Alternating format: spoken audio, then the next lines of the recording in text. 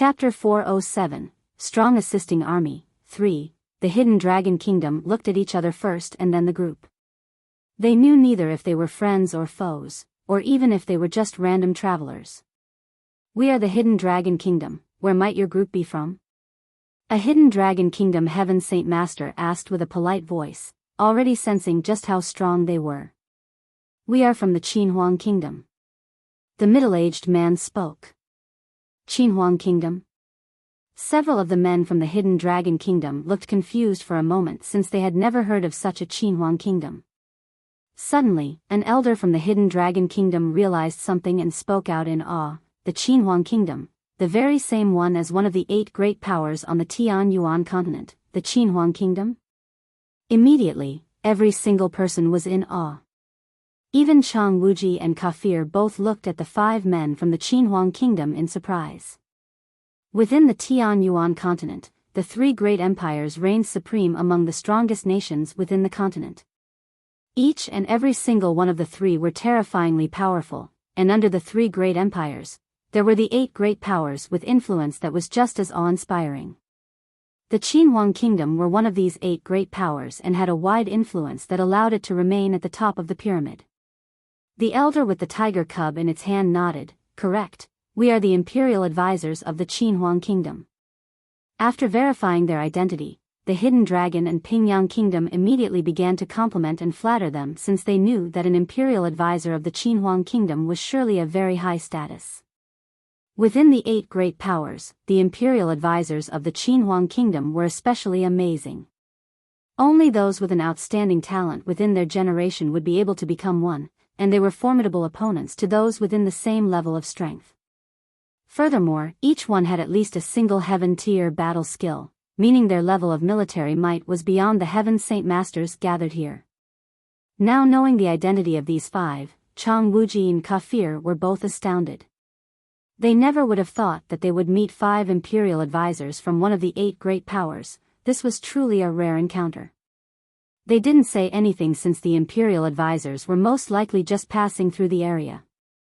After all, the quarrel between the Jessan Kingdom and Hidden Dragon Kingdom was beneath the notice of such a kingdom. As one of the 8 great powers, the Qinhuang Kingdom had many vassal states that were already stronger than the Jessan Kingdom. It could even be said that every single one of the vassal states could defeat the Jessan Kingdom if need be. Smiling, the 4 Heaven Saint Masters from the Hidden Dragon Kingdom began to greet the Qinhuang Kingdom imperial advisors respectfully in hopes that they could somehow form some sort of relationship with them. If they could pull this off, then they would gain many benefits from such a friendship. But the men from the Qinhuang Kingdom looked around without a smile. With a simple glaze around himself, the elder holding the tiger cub spoke. "Is this the stronghold of the Jessan Kingdom?" Everyone was confused on why such a high-ranking noble from the Qinhuang Kingdom would ask such a question. Despite their confusion, no one dared ask why. Instead, the Pingyang Kingdom Heaven Saint Master spoke. "Correct, that is the northern fort of the Jessan Kingdom."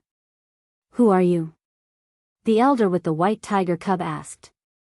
"This one is Xiong Baotai from the Xiong family of the Pingyang clan." The Heaven Saint Master smiled. Instantly losing interest, the elder with the tiger cub looked to the pale-faced and seriously injured Chang Wuji and Kafir. "Then you must be the men from the Jessan Kingdom."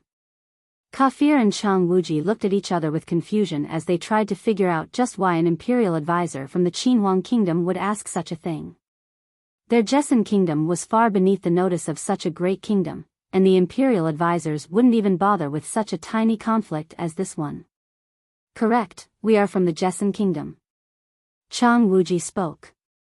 Although their kingdom was on the verge of destruction, he did not wish to offend anyone. Still holding onto the tiger cub, the elder finally let out a kind smile. "It seems that we came just in time then. By the order of our imperial protector, the 5 of us are here to provide assistance for the Jessan Kingdom. If there is anything you need, then we will follow your orders." At the words of the imperial advisor, everyone was immediately stunned as if they had heard something unbelievable. Both the Hidden Dragon and Pingyang Kingdom Heaven Saint Masters both instantly blanched as their faces grew dark. They never would have thought that the Jessan kingdom and the gigantic power that was the Qinhuang kingdom would have a friendship between them, to the point where the imperial protector of the Qinhuang kingdom would even send 5 imperial advisors to help assist them. This was an earth-breaking piece of information that would stun anyone. An imperial protector was a status that left no doubt on people's mind regarding their power. With an imperial protector standing right behind the Jessan kingdom, then even the 4 kingdoms fighting against it would obediently retreat. That was because the ire of the Qinhuang kingdom was far too much for them to try and provoke. While each one of the kingdoms had 2 million soldiers and a decent amount of Heaven Saint Masters, it was nothing in comparison to the Qinhuang kingdom, who would only need a handful of elite soldiers to completely overwhelm them. Chang Wuji and Kafir were speechless and utterly dazed by this response. They could have sworn that they misheard something. These 5 imperial advisors from the Qinhuang kingdom were here to assist them? Furthermore, they were ordered to buy an imperial protector? Then, the two felt suspicious. Just how did the Jessan kingdom establish a friendship with one of the imperial protectors of one of the 8 great powers? We're going. The 4 Heaven Saint Masters from the Hidden Dragon Kingdom had no other alternatives. With a low growl, they began to retreat, while the Pingyang Kingdom's Heaven Saint Master followed behind without hesitation. But the elder with the tiger cub suddenly gave a look to the men behind him, signaling them silently. Immediately, they chased after the 5 Heaven Saint Masters. The Heaven Saint Masters blanched before one of them spoke out impatiently. "Honored imperial advisors, we have no grievances with you, why must you chase after us?" There was a hint of panic in his voice. They had received no verbal response. Instead, the 4 imperial advisors burst into action and the 9 began to fight in a spectacular fashion. At this moment the soldiers from the Pingyang Kingdom had begun to feel the aftermath from the extreme ripples of energy above, killing the masses in large amounts. Those who were able to become an imperial advisors were the elite among the elite and had many skills that allowed them to easily fight against those of the same level. Even a 3rd cycle Heaven Saint Master could kill a regular 4th cycle Heaven Saint Master. Despite it being a 5 versus 4 match, the Qinhuang Kingdom held the upper hand and were winning against the 5. Chang Wuji and Kafir were now staring at the battle with eyes wide open. They could only describe this sensation they were feeling as inconceivable, as if they were dreaming instead of living. In the middle of nowhere, the Jessan Kingdom had suddenly obtained a strong assisting army along with the imperial protector of the Qinhuang Kingdom. As for the walls of the stronghold, many of the grey-armored soldiers had their fighting spirits roused once more. Their eyes lit up with emotion before turning sharp like swords as they began to shake with excitement. The battle in front of them was extraordinarily fierce and caused waves of Saint force to splash over the battlegrounds. Not too long after, the Heaven Saint Masters from the Pingyang and Hidden Dragon Kingdom were injured, and shortly after that, they were captured. Seal their inner Saint force. An elder called out before melding his fingers into a seal and then using a strange technique to seal the 5 Saint force. With their strength sealed, the 5 Heaven Saint Masters had gone ashen with fear. Now that their strengths were gone, they were like a group of sitting ducks with no chance of escape. The 4 imperial advisors took the 5 sealed men to the elder with the white tiger cub. Everyone had attributed him to be both the strongest and the leader of the group. Flying over to Chang Wuji and Kafir, the elder with the tiger cub spoke. "This elder is named Xiao Tian. From here on forth, we are yours to command for whichever purposes you need us for, so don't hold back. These Hidden Dragon Kingdom people are yours as you see fit." Chang Wuji and Kafir were both paralyzed with emotions. Profusely thanking the 5 imperial advisors, they later sent the 5 sealed Heaven Saint Masters from the opposing kingdoms to the guillotine to cut off their heads. Afterward, a total of 9 Heaven Saint Master heads hung from the walls of the northern stronghold. These Heaven Saint Masters had the blood of countless of soldiers from the Jessan Kingdom. They had also killed 2 experts from the eastern stronghold, making their sins utterly unpardonable. If they weren't killed, then the people within the kingdom would bear a grudge for all eternity. Within the stronghold, the commanders of the northern stronghold all gathered together in order to pay their respects to the 5 imperial advisors from the Qinhuang Kingdom. 4 hours later, the imperial advisors had all split ways. Xiao Tian carried the tiger cub with him to the eastern stronghold while the 4 others split into groups of 2 headed toward the western and southern stronghold. Before leaving, they had left behind several radiant spirit pills so that Chang Wuji and Kafir could both recover their strength and continue protecting the northern stronghold. Chapter 408, Valiantly Storming the Stronghold. 1. The 5 Heaven Saint Masters from the Qinhuang Kingdom didn't stay at the stronghold for too long. As per the decree from the Imperial Protector, they were to assist the Jessan Kingdom against any hostile action, so they would figure out the situation of the kingdom before splitting paths. After knowing what to do, the Imperial advisors split paths in order to move to the other 3 strongholds. The northern stronghold in the Jessan Kingdom would be defended by Chang Wuji and Kafir after using the radiant spirit pill given to them to recover their health. Thanks to the pills, their health had been quickly stabilized and their bodies healed at a fast rate. The Pingyang Kingdom's Heaven Saint Masters killed one by one had been a huge detriment to the opposing army's morale. Without any further motivation, the army drew back and out of distance. Presently, the situation within the northern stronghold had been resolved, but with the 4 united kingdoms still against them, danger was still imminent. At this moment, the Pingyang Kingdom had an unexpected guest. After some time, Jian Shen had finally arrived at the imperial palace and strode in expressionlessly. Despite the kingdom being involved in a war, the palace was filled with people without any anxiety to be seen. "Halt, who goes there?" As soon as Jian Shen entered through the palace gates, 2 guards appeared to stop him. Jian Shen's eyes flashed once as an azure and violet sword chi shot forth from his fingers and instantly shot through the throats of the guards. Without a sound, the 2 guards fell to the ground dead. The other people within the palace immediately looked on in surprise. "How brazen! Are you here to cause trouble? Arrest him!" 30 imperial palace guards instantly appeared from both sides. There was no hesitation in their actions as they simultaneously rushed at Jian Shen with their saint weapons. With a calm look still, Jian Shen raised a finger, causing another jet of sword chi to appear on it. Stabbing at the 30 guards, he managed to pierce through each and every single one of their throats, causing a small finger-sized hole to appear in them. Blood instantly splayed in the air like the image of a flower.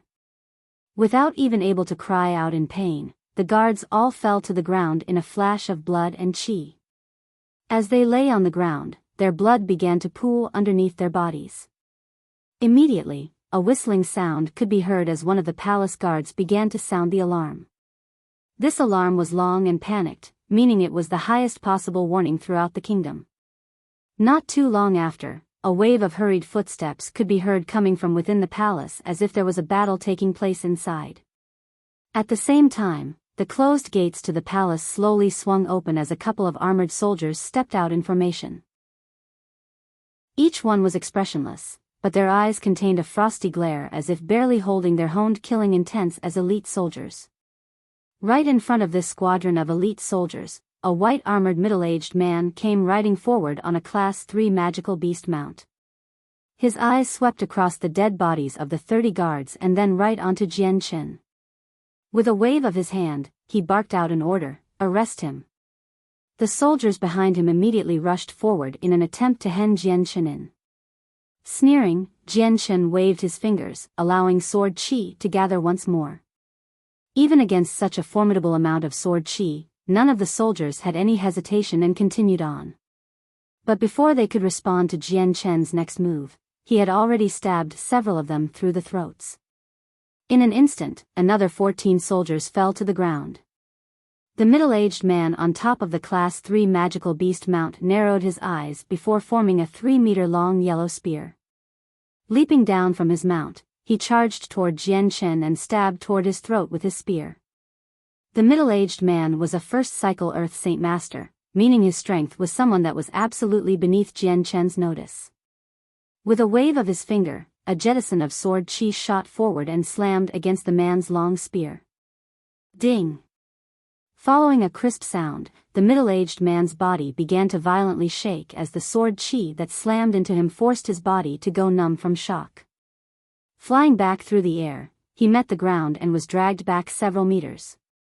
Another blade of sword chi formed on Jian Chen's fingertips and immediately flew toward the man's throat before he could even get back up. Ho! The black panther that was the man's mount immediately let out a powerful snarl before charging toward Jian Chen. The sword chi hardened on Jian Chen's finger as he took notice of the panther.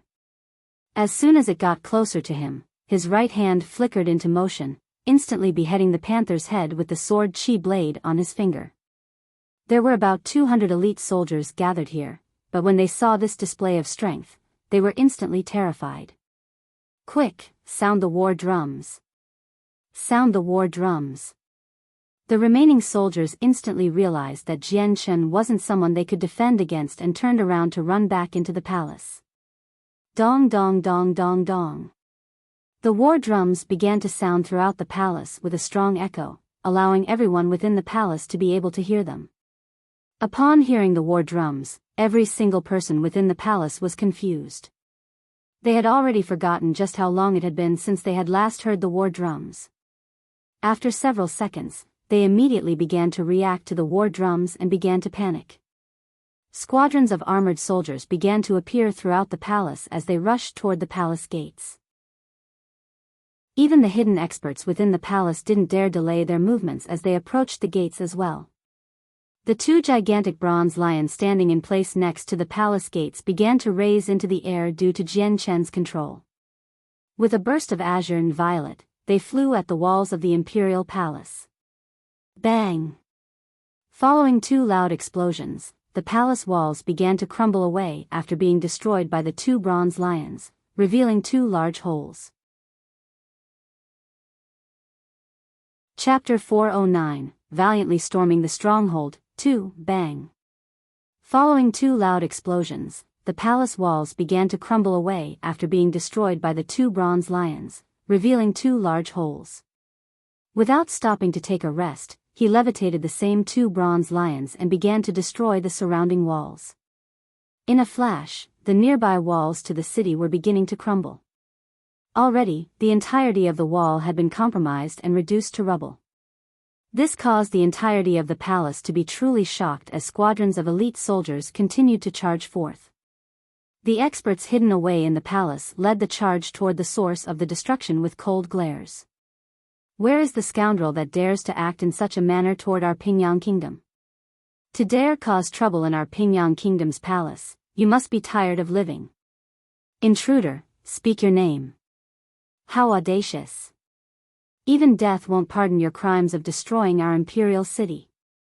Mixed in with the furious cries of soldiers, 20 Earth Saint Masters flew toward Jian Chen's position with their saint weapons in hand, ready to attack him. Following two large explosions, the two gigantic bronze lion statues flew in a graceful arc toward the incoming people. At the same time, the rubble of the city walls began to levitate in the air before pelting the 20 Earth Saint Masters with blinding speed. These stones were reinforced by the azure and violet sword chi, meaning their offensive strength was enough to injure Heaven's Saint Masters. Against such a strike, a group of Earth Saint Masters would be powerless to prevent the stones from destroying their bodies. Even with their saint weapons already poised to attack the stones, they did no damage at all. Not even within several breaths, the 20 Earth Saint Masters had died in battle. In the eyes of Jian Chen, only Heaven's Saint Masters had a chance of fighting with him. Earth Saint Masters may be high-leveled experts within the continent, but to him, they had utterly no chance at all in even harming or getting close to him. The sounds of heavy footsteps could be heard as the elite squadron of soldiers came pouring in like a tidal wave. There were at least 1,000 people that quickly hemmed Jian Chen within a ring and glared heavily at Jian Chen. "Sire, who are you and why are you destroying the palace of our Pingyang kingdom?" One of the elders riding on a Class 3 magical beast spoke with a serious expression. Jian Chen looked past the elder and at the gold and red imperial palace without answering his question. But when the elder saw the 20 dead Earth Saint Masters on the ground, he grew deathly serious and grim. Sizing up the young age of Jian Chen, he couldn't help but feel a little skeptical. If such a youngster was able to eliminate 20 Earth Saint Masters, that would be utterly inconceivable. Then a realization hit him. An Earth Saint Master wouldn't be able to kill 20 Earth Saint Masters so quickly. This was the work of a Heaven Saint Master. Could this youngster right in front of him truly be a Heaven Saint Master? At this question, the elder tried to calm his heart down. If what he thought was true, then this person in front of him had a talent that was utterly terrifying. Sire, just who might you be? Why must you destroy our Pingyang Kingdom's imperial palace? The elder asked carefully once more, desperately hoping to find a way to not be an enemy to Jian Shen. Jian Shen looked to the imperial palace and spoke softly, "From here on out, this imperial palace will cease to exist within the Tianyuan continent." Hearing this, the elder couldn't help but explode with anger. How arrogant! Our Pingyang Kingdom has survived within the Tianyuan continent for hundreds of years. Just how could a child destroy it? Jian Shen spoke no words and opened his hands, allowing the fire element within the world to gather within his hands and forming a bright red ray of light. In a flash, a rich firewall had formed around Jian Shen's body while also raising the temperature to be unbearable.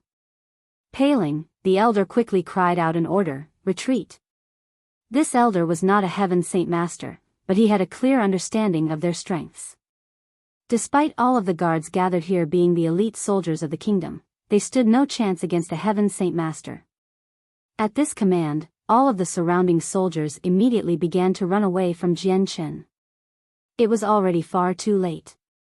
The fire surrounding Jian Shen's body exploded outward, transforming into a bright wall of fire that expanded throughout the area and washed over the sky with its high temperatures. The sky soon became a scorching area with no one able to breathe inside it.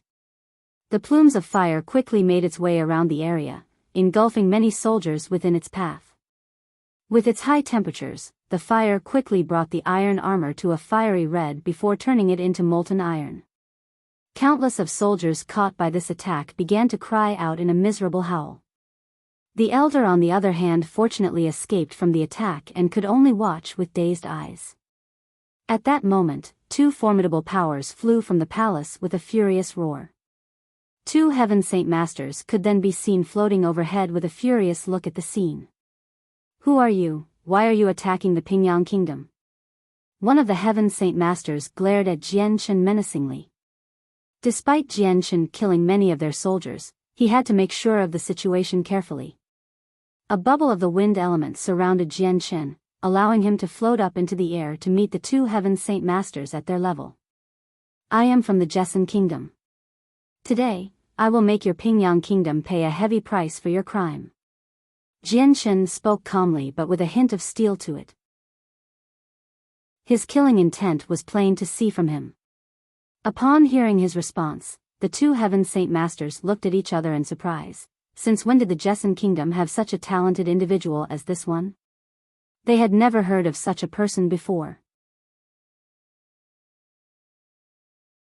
Chapter 410, Underground Labyrinth. Upon hearing his response, the two Heaven Saint Masters looked at each other in surprise. Since when did the Jessen Kingdom have such a talented individual as this one? They had never heard of such a person before. Without mincing words, Jian Shen's hands grabbed at the sky. Almost instantly, two giant swords of fire materialized in his hands before shooting straight for the two Heaven Saint Masters. The final two Heaven Saint Masters of the Pingyang Kingdom decided to no longer use words to talk after realizing that Jian Shen was a member of the Jessen Kingdom. A fight was unavoidable at this point, and unless one of the two sides died, there would be no end. Deciding not to hold back, the both of them instantly brought out their saint weapons to block the fire swords. With a clanging sound, the fire swords were shattered apart and filled the sky with their residual flames. The two Heaven Saint Masters chose to use a layer of saint force to protect their bodies instead of dodging. They charged into the sea of flames toward Jian Shen. Still expressionless, Jian Shen hovered in midair while watching the two Heaven Saint Masters.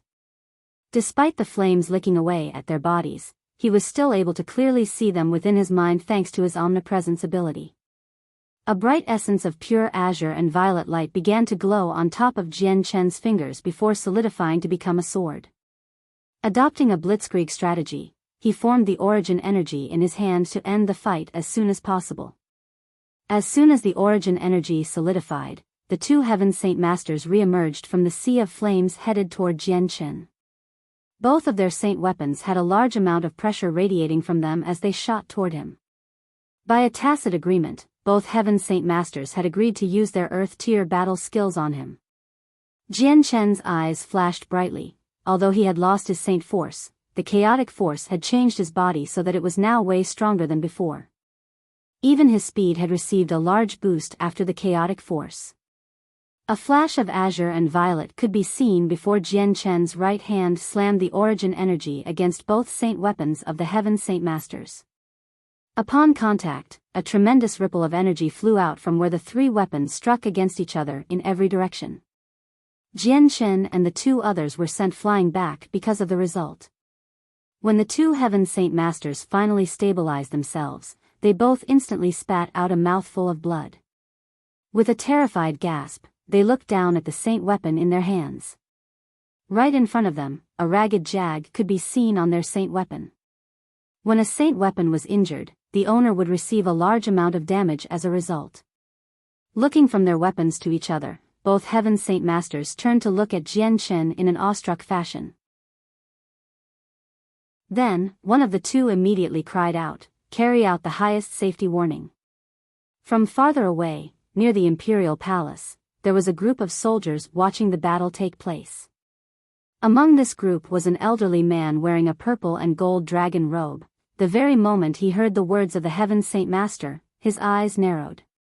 This purple and gold dragon-robed elder was the king of the Pingyang Kingdom.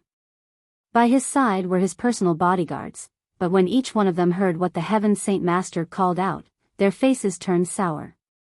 "The highest safety warning? Your Majesty, quickly, into the labyrinth. Escort His Majesty to the underground labyrinth, now now now." The bodyguards besides the king began to whisper to each other frantically before surrounding the king and bringing him away from sight in a flash. Within the sky, Jianchen started to use the origin energy of the sword spirits to limit the attacks of both Heaven Saint Masters. By now, they were no longer able to do anything but desperately fend off the strikes before finally being killed by Jianchen. With the death of the two, there was no longer anyone capable of stopping him. Descending to the ground, Jianchen stretched out his omnipresence for a circumference of 15 kilometers. Step by step, Jianchen drew closer to the biggest hall within the central palace. Not too long after, Jianchen was surrounded by countless of soldiers once more like moths to a flame. These soldiers were all 100 meters away from him with looks of dread on their faces. Their legs staggered away from him as if afraid of charging toward their death. Jianchen was not the type to continue with a massacre like this. Walking forward, he finally came to the deepest part of the central palace and walked in while the soldiers stood behind anxiously. Not a single one of them dared to follow him in. Jianchen's slaughter of the two Heaven Saint Masters had been seen in full detail by each of the soldiers here, scaring them to the point of utter panic. Even as elite trained soldiers, they had long since been intimidated to the point of wanting to run away as far as possible. Although this was the very first time Jianchen had been in the imperial palace of the Pingyang Kingdom, he had a good grasp on the inner arrangements of the place. Walking straight to the throne room, Jianchen noticed that there was a hidden button right next to the throne. With a screeching sound after being pushed, the throne began to move back before revealing a 2-meter wide hole that seemed to have a set of stairs leading downward. "Humph, no matter where you shoot off to, don't think that you can escape from me." Jianchen snorted before descending into the hole. The inside of the cave was extremely dark and every 30 meters there was a night pearl illuminating the way through the darkness with a weak glow. After descending for what seemed to be 1,000 meters, Jianchen finally reached the deepest point of the place. There was no more earth to be seen here, instead, only steel could be found. Continuing to make his way forward, Jianchen walked down the passageway. This place was an underground labyrinth fashioned completely out of cold hard steel. Even if the earth above it were to collapse, this labyrinth would be completely unaffected by it. With the assistance from his omnipresence, the entire labyrinth was mapped out so that nothing was hidden from Jianchen. However, he felt something strange. The entire labyrinth seemed to be alive. Within, the steel walls could be automated to move about freely and change the layout of the entire labyrinth so that an originally free path would become a dead end. With this, one would be stuck walking in a circle forever and would be doomed to die in here. At this thought, Jianshan couldn't help but click his tongue in annoyance. It boggled his mind to think just how long it would take to create such a complicated labyrinth with a function like this. Strolling down the paths with ease, Jianshan simply swatted down the paths that blocked his path with the sword Qi to advance. If a Heaven Saint Master were to be stuck down here, even they would be stuck down here for some time, but this place was of no obstacle to Jianshan. Suddenly, a gray smoke began to fill up every single pathway of the labyrinth. In a flash, the labyrinth was filled with a poisonous fog that even a regular antidote would fail to cure. Although it would fail to kill a Heaven Saint Master, it would still do a certain amount of damage after being infected. Seeing the poisonous mist within the labyrinth, Jianshan couldn't help but feel a little contempt. With his 1,000 immunity body, there was practically no poison in the world that could affect him. Without any delay in speed, Jianshan continued to walk down the pathways while cutting holes through whatever passageway moved to block his path.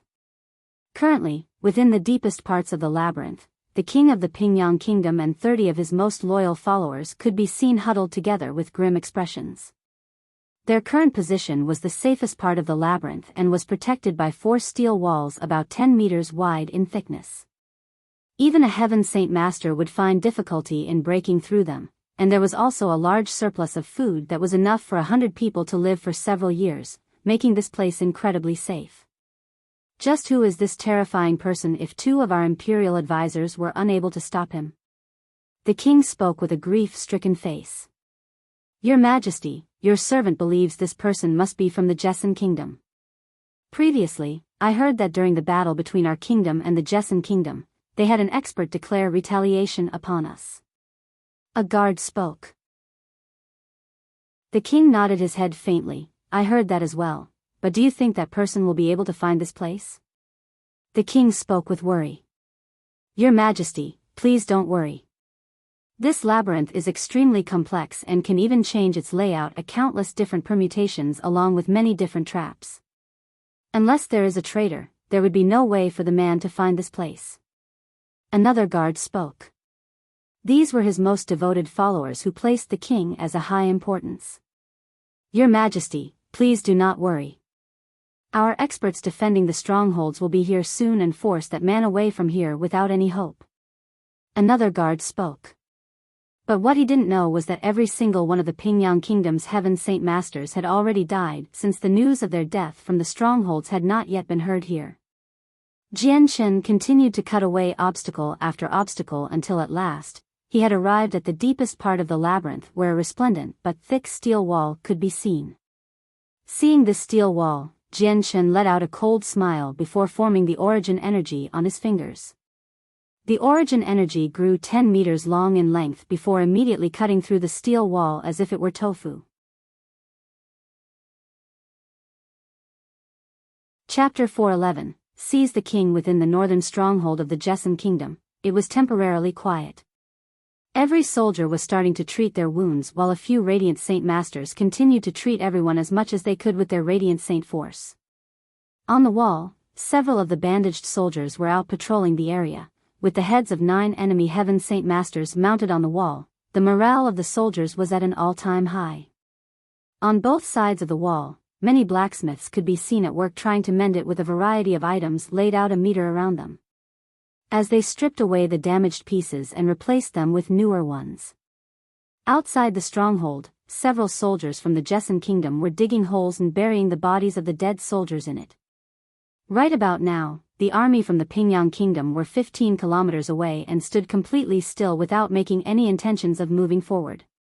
After seeing the Heaven Saint Masters die right in front of them, they were far too shocked to continue attacking. Within the stronghold, 30 armored commanders were convened together with a serious expression. Everyone, I've just received a messenger pigeon from the other 3 forts.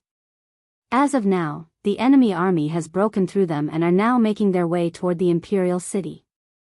We have taken serious casualties, and a Heaven Saint Master has died at the hands of the enemy, with the other Heaven Saint Masters taking heavy damage. As it is, we are in a dire situation. An elder spoke grimly. Everyone's faces hardened as they listened. With the other 3 strongholds breached, if there was no more further attempts at stopping them, the imperial city would be attacked and the Jessan kingdom would truly be over. In my opinion, even with the imperial advisors from the Qinhuang kingdom helping us, it will be of no use. The difference in strength between both sides are too vast, and with just 5 people, it won't do much. Another commander spoke. I hope that the imperial advisors' strength will be enough to intimidate the enemy.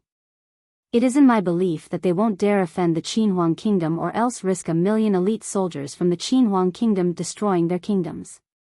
I don't believe the situation is that simple to resolve. Everyone knows that the Qinhuang kingdom is a large distance away from us. There isn't a significant relationship between the 2 kingdoms either. I bet that the enemy will believe that the 5 imperial advisors are faking their identities and are only just hired help for the Jessan kingdom. You have a fair point, I can see that scenario happening. Despite the Qinhuang kingdom's magnificent power and prestige, it won't matter much to our situation if our imperial city is invaded. Our defense of this stronghold would be of no use and would just lead to our surrender. The commanders began to talk among each other passionately as everyone spoke about their perspective on the matter with a tone of panic. What about this? We will send several squadrons to the other 3 forts to provide assistance. Everyone, what do you think? An elder proposed. Hearing this, everyone's eyes narrowed before another person spoke. But our soldier reserves are currently 3 million strong with practically everyone injured or tired. Furthermore, there are countless of mercenaries with absolutely no discipline at all. I believe we should send the vanguards over to the other forts only. This is our only possible solution. I agree to this proposal. That's correct. This is our only course of action now that the northern stronghold has been stabilized. The Pingyang kingdom is down 8 Heaven Saint Masters with only 2 of them protecting the imperial palace. I can bet that they won't make any rash moves and will move their army to the other 3 strongholds. While we cannot defend against the attack, we can at least delay them. After a fierce deliberation, the commanders finally came to a conclusion. The strongest and uninjured commanders would lead 2 million soldiers and split into 3 paths toward the strongholds. Even the Radiant Saint Masters were split into groups of 3. Not too long after, the 2 Heaven Saint Masters in the northern stronghold obtained new information. Before Chang Wujin Kafir could fully recover, the 2 immediately traveled to the eastern stronghold with the rest of the Changyang clan members. With 2 million soldiers leaving, the northern stronghold was all but empty now. All that was left were several 100,000, however, many of them were injured and/or disabled. The 2 million soldier strong army standing right outside the northern stronghold had a dozen of its commanders gathered together with a furious look. Many of the commanders here had a senior that was one of the Heaven Saint Masters that were killed. General Hong, what are you hesitating for? There's only the crippled and injured left in the stronghold. If you can signal the invasion, then we will be able to successfully invade the stronghold. Then, those Heaven Saint Masters of the Jessan Kingdom will lose their heads in revenge for our ancestor. No. Our Pingyang Kingdom has already lost a devastating amount of power as a result of those 8 Heaven Saint Masters dying. Our strength isn't even a half of what it used to be, therefore, we should be thinking about how to defend ourselves from the Jessan Kingdom instead of how to invade it. An armored elder spoke seriously. The Pingyang Kingdom had lost 8 Heaven Saint Masters. These were the pinnacle fighters of their nation, and so their deaths made their kingdom utterly powerless. At the elder's words, another person opened his mouth. General Hong is correct. Right now our Heaven Saint Masters are down to 2, both of them are back within the Imperial Palace. If the Hidden Dragon Kingdom, Blue Wind Kingdom, and the Andreas Kingdom were to invade the Jessan Kingdom, who will guarantee us that they will not take advantage of our weakness and turn on our own kingdom? Could you mean that the death of our ancestor won't be avenged? Another commander spoke with a heavy glower. Don't worry. This time, the Jessan Kingdom will surely fall. Those heaven Saint Masters will die soon as well. When they die, your ancestor will be avenged. Don't tell me you wish to try and kill a heaven Saint Master with your earth Saint Master strength? General Hong spoke coldly. At this, the general with the slain ancestor sighed. He knew that he did not possess the strength to do such a thing. The army of the Pingyang Kingdom had no reason to attack the Jessen Kingdom's stronghold. All they could do was to stand 30 kilometers away and wait. Not too long, however, the Pingyang Kingdom's stronghold finally came with some information from the imperial palace.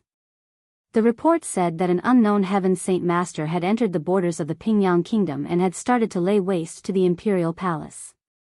The moment this piece of information was announced to everyone, the commanders let out aghast looks before quickly ushering the army back as quickly as they could. In the underground labyrinth, the king of the Pingyang Kingdom and his several bodyguards were looking closely at a sealed space where a jade table could be seen. This jade was an oddity within the continent, and was called the Jades of the Motherly Twins. There was 2 pieces to this set, and in the case one of them broke, then the other piece would disintegrate quickly afterward. One of the jade pieces was located in the underground labyrinth while the other was in a top-secret location. Only a select few knew of its existence, and once the danger to the kingdom was removed, then the men on the outside would destroy the jade piece and notify the hidden king. Right now, every single one of the bodyguards and the king were desperately waiting for the jade table to shatter into pieces. Suddenly, the king and his bodyguards could hear a strange noise heading in their direction. As they turned to look, the steel wall protecting them suddenly began to glow with an azure and violet ray of light. Everyone immediately paled in fear and despair as they looked at the lights. They didn't know just what they were, but a deep premonition began to well up within them. What is that? Even the king found it hard to maintain his calm composure. Not a single person answered the king, however. Hidden away in their spots, they could only stare intensely at the hole in front of them. The azure and violet gleams of light began to move around before spreading out all over the steel wall.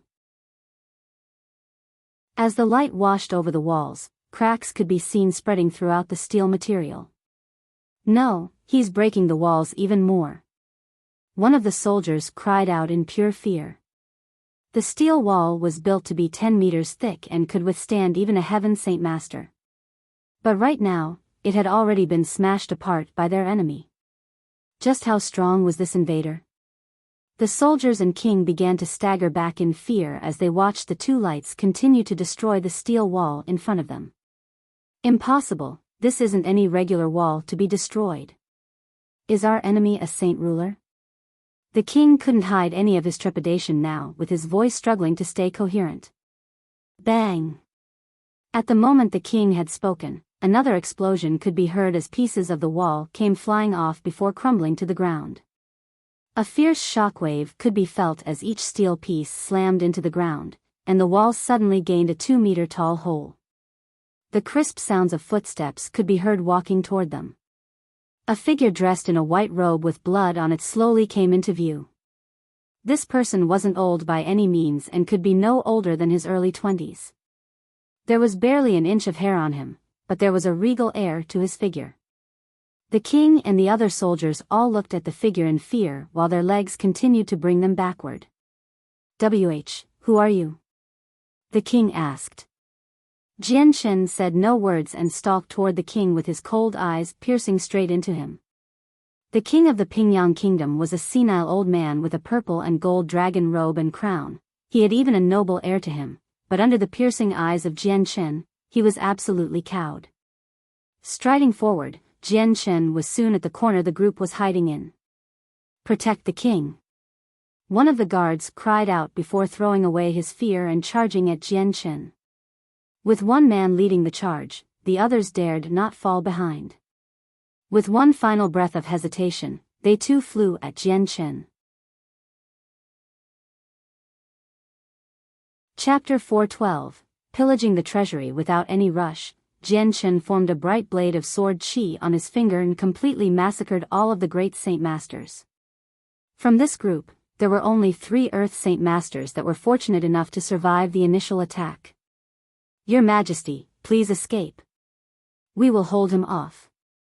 The three Earth Saint Masters were by no means cowards. They were willing to throw away their lives in order to try and stop Jian Shen from attacking their king. But the king only looked at the three soldiers willing to die for him with remorse.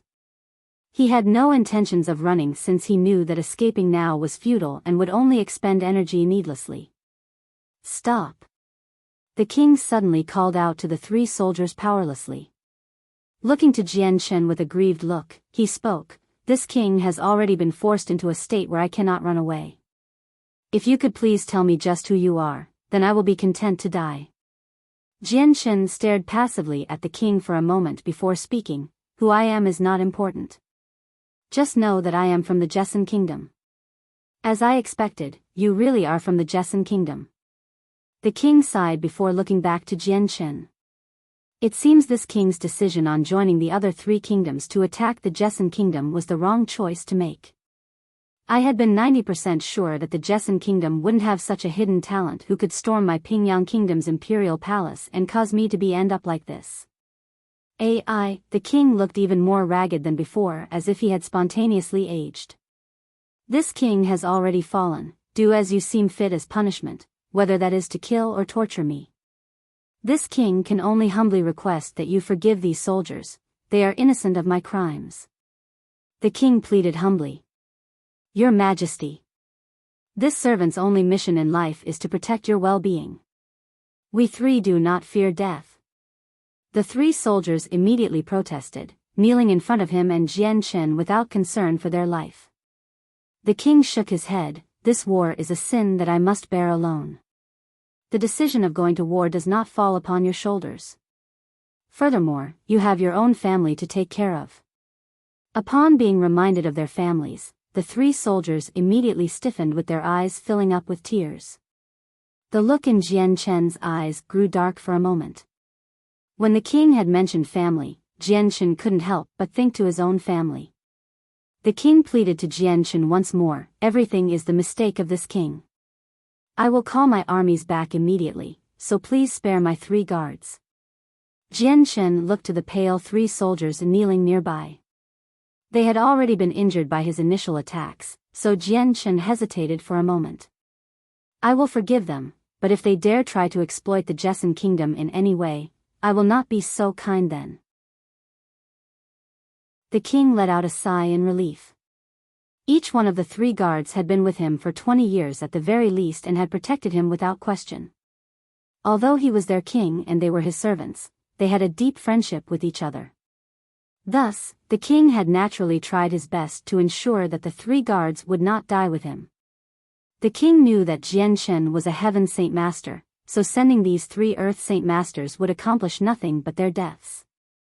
Instead of killing the king, Jian Shen grabbed him by the shoulders and took him away, leaving behind the three guards still kneeling with miserable looks. "Your Majesty." The three guards began to tear up as they watched their king get dragged further and further away. Although they wished to go with him, they lacked the power to do so. Jian Shen quickly left the underground palace with the king, re-emerging into the palace hall. By now, there were many armored men of high status along with other officials gathered nearby. Seeing Jian Shen walk out, the palace grew tense with anxiety as several men took out their saint weapons.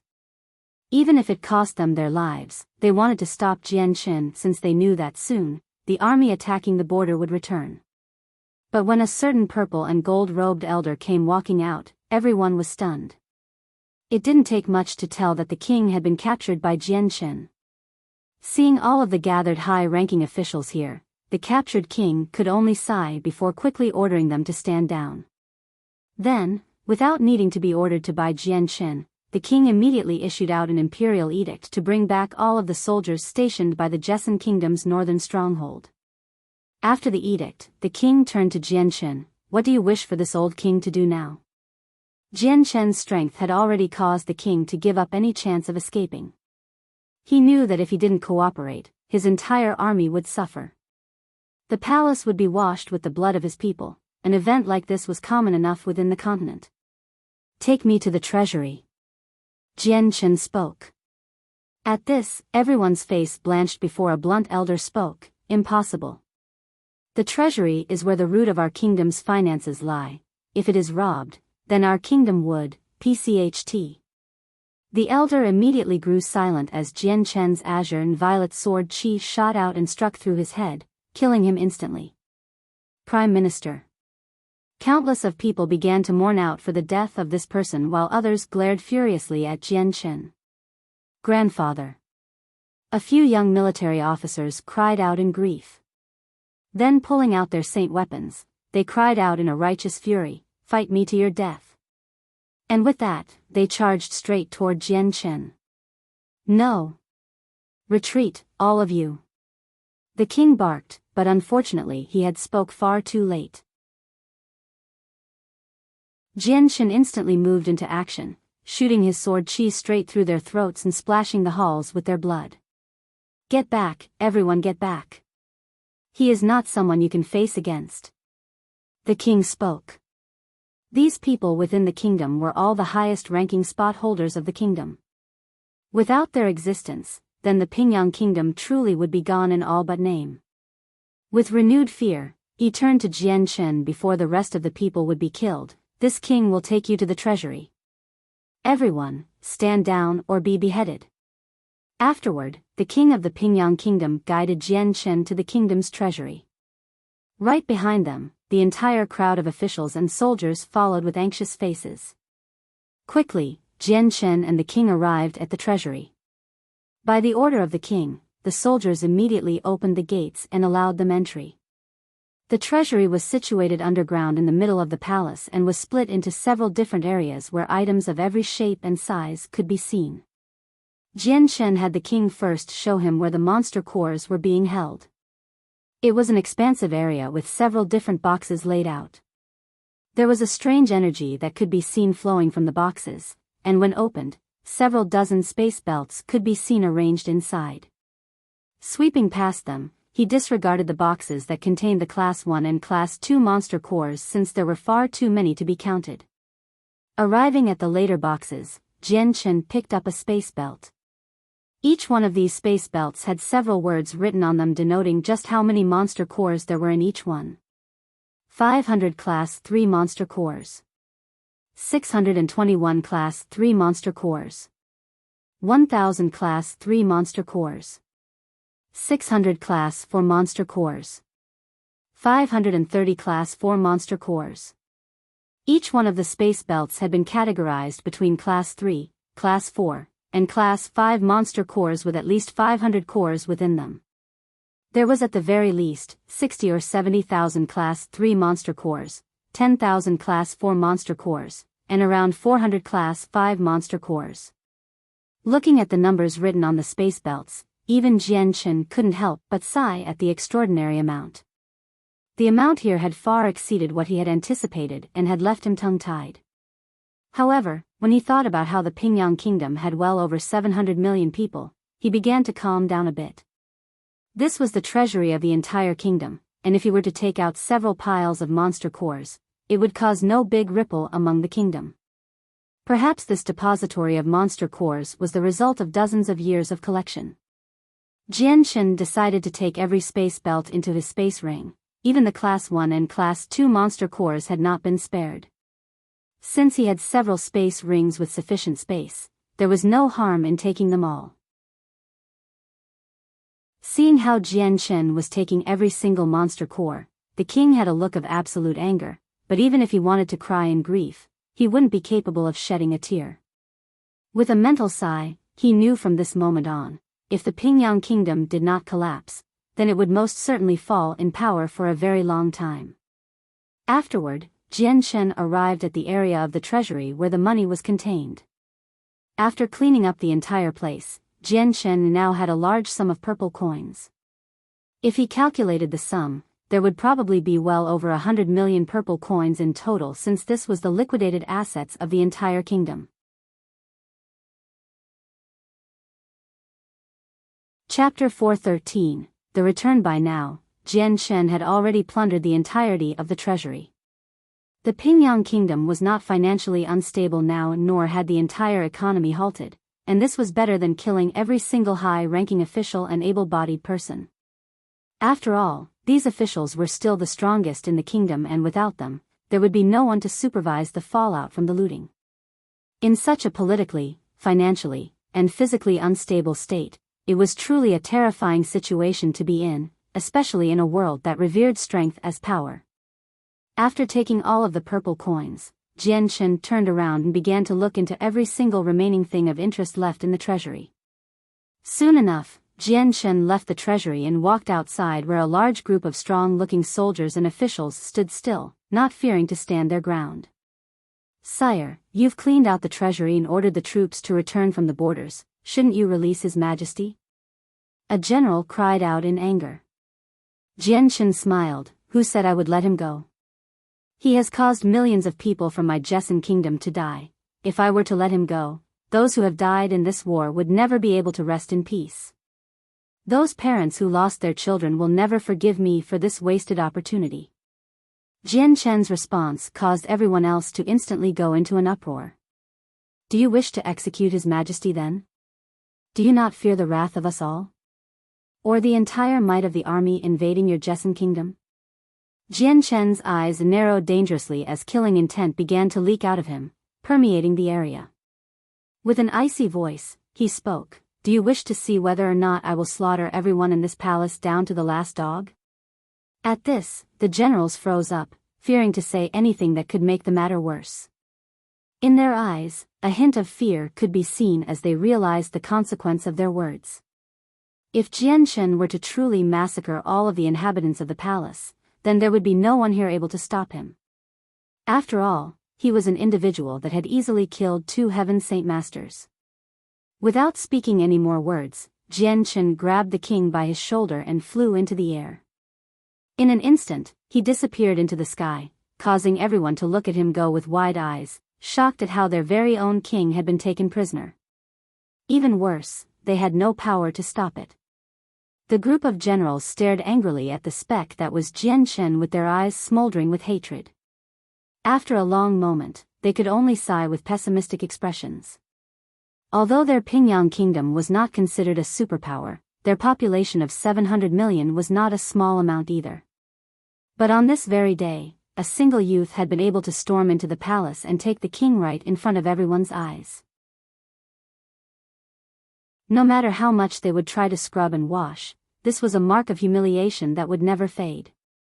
Jian Chen continued to fly through the air with the king in hand.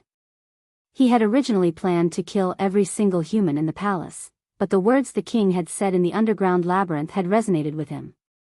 They allowed him to remember that even the soldiers had their own children and parents. Although killing him would quite literally only take a moment to think about, this one thought would also lead to many orphans being created, and just as many parents seeing their own children die before them. Because of this and what Elder Xiao had spoken to him about, back in the village, Jian Chen had changed his mind. Instead of starting a massacre, he had given up on the idea. Furthermore, Jian Chen did not wish to have the blood of innocents on his hands. Continuing to fly through several villages, it took them another 2 hours before Jian Chen and the king arrived back at the northern stronghold. Then, in front of the surprised looks of all the soldiers on the stronghold wall, they descended. As soon as Jian Chen descended, a group of injured soldiers immediately sprung up to surround him with anxious eyes. Each one was afraid that Jian Chen was an enemy. One of the generals left protecting the stronghold immediately rushed on over to take charge of the anxious situation. All of the experts of the stronghold had just left, and a new Heaven Saint Master suddenly arrived. If this was an enemy, then there would be no way for them to stop this man from overtaking the entire stronghold. The elder's eyes swept over Jian Chen for a moment before quickly landing upon the king of the Pingyang kingdom with a startled look. The king of the Pingyang kingdom? Just what reason are you here? State your reason for arrival. The general's eyes hardened as he took on an unwelcoming look to the 2 newcomers. Knowing that the general was misunderstanding the situation, he waved his hands. The general misunderstands. I have captured the king of the Pingyang kingdom. He is nothing more than a prisoner now. What, the king of the Pingyang kingdom is your prisoner? The general was confused, but shocked. Correct, he is now our prisoner. Where might the 5 imperial advisors from the Qinhuang kingdom be? At the mention of the 5 imperial advisors, the general looked shocked once more before thinking with a panicked hurry. Could sire know the 5 imperial advisors from the Qinhuang kingdom? Those 5 and I came here from the Qinhuang kingdom together. We only split roads halfway here. While they assisted the kingdom, I went to the neighboring Pingyang kingdom. Jian Chen spoke. The general immediately smiled with a great big smile on his face. Could you be the youth that killed the 4 heaven saint masters from the Pingyang kingdom? Jian Chen nodded. Correct, that is me. With this confirmation, the general's face split into a smile and immediately loosened from his tense state. Even the look he was giving Jian Chen changed. When the soldiers realized that this youth was no enemy, they too let out sighs in relief and also smiled. They welcomed any allied heaven saint master since they were extremely crucial in such a moment. It was in a battle that their true worth came out and inspired soldiers with their strength. The only one with a sour expression was the king of the Pingyang kingdom.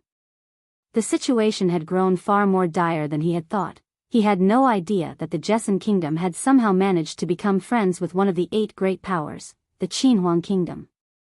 For that kingdom to even be willing to dispatch imperial advisors to help was already bad news for their enemies. Furthermore, to hear that his 4 heaven saint masters that were sent here were killed was a devastating blow. How many heaven saint masters from the Pingyang kingdom died? Despite being a captive, the king of the Pingyang kingdom couldn't help but ask still. A heaven saint master was an extremely important factor to a kingdom. A loss of just a single one was already a tremendous blow that the Pingyang kingdom couldn't afford to take. The general of the northern stronghold began to laugh out loud. My dear king, allow me to explain this to you. 3 days ago, Senior Chang Wuji was able to kill 2 of your heaven saint masters with his heaven tier battle skill. Later, Senior Chang Wuji had also been able to come back from the Pingyang kingdom's fort with the heads of 4 more heaven saint masters. Then, he later killed another with his battle skill. The last one had been killed along with the others from the Hidden Dragon Kingdom, thanks to the imperial advisors from the Qinhuang Kingdom. Their heads now adorn the stronghold walls. Hearing this, the king of the Pingyang Kingdom began to sway slightly before falling to the ground. His Pingyang Kingdom had 10 heaven saint masters, and 8 of them had been killed as a result of war. If he added the 2 that died back in the palace, then that meant all 10 of his heaven saint masters had been killed. This was a monumental loss for the kingdom, one that the king barely avoided fainted from after hearing the news.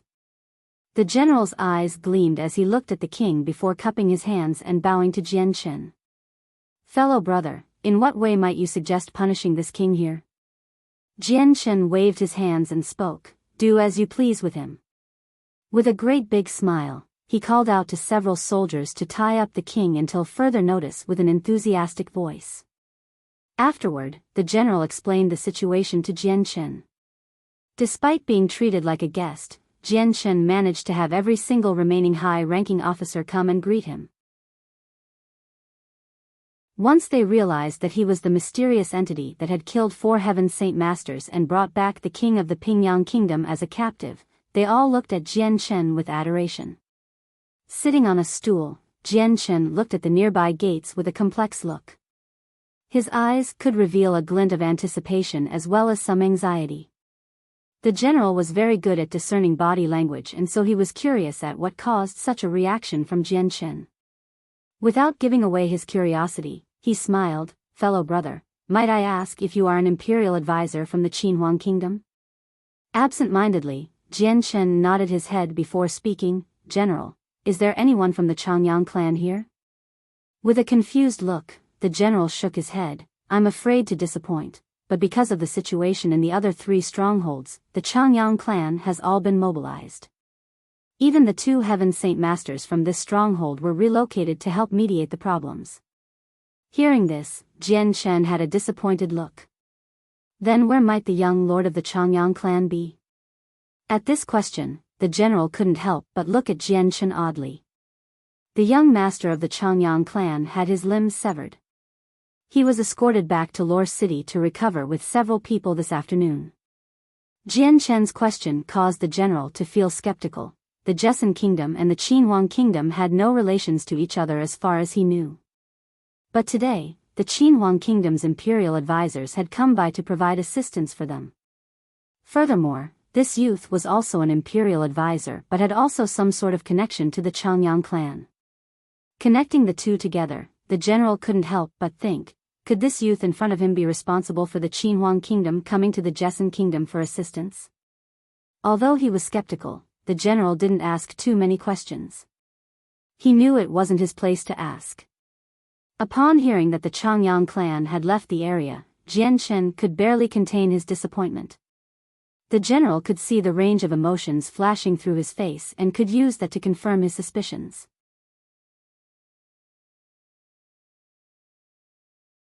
Chapter 4:14. Hurry to the west. Although he was skeptical, the general didn't ask too many questions. He knew it wasn't his place to ask. Upon hearing that the Changyang clan had left the area, Jian Chen could barely contain his disappointment.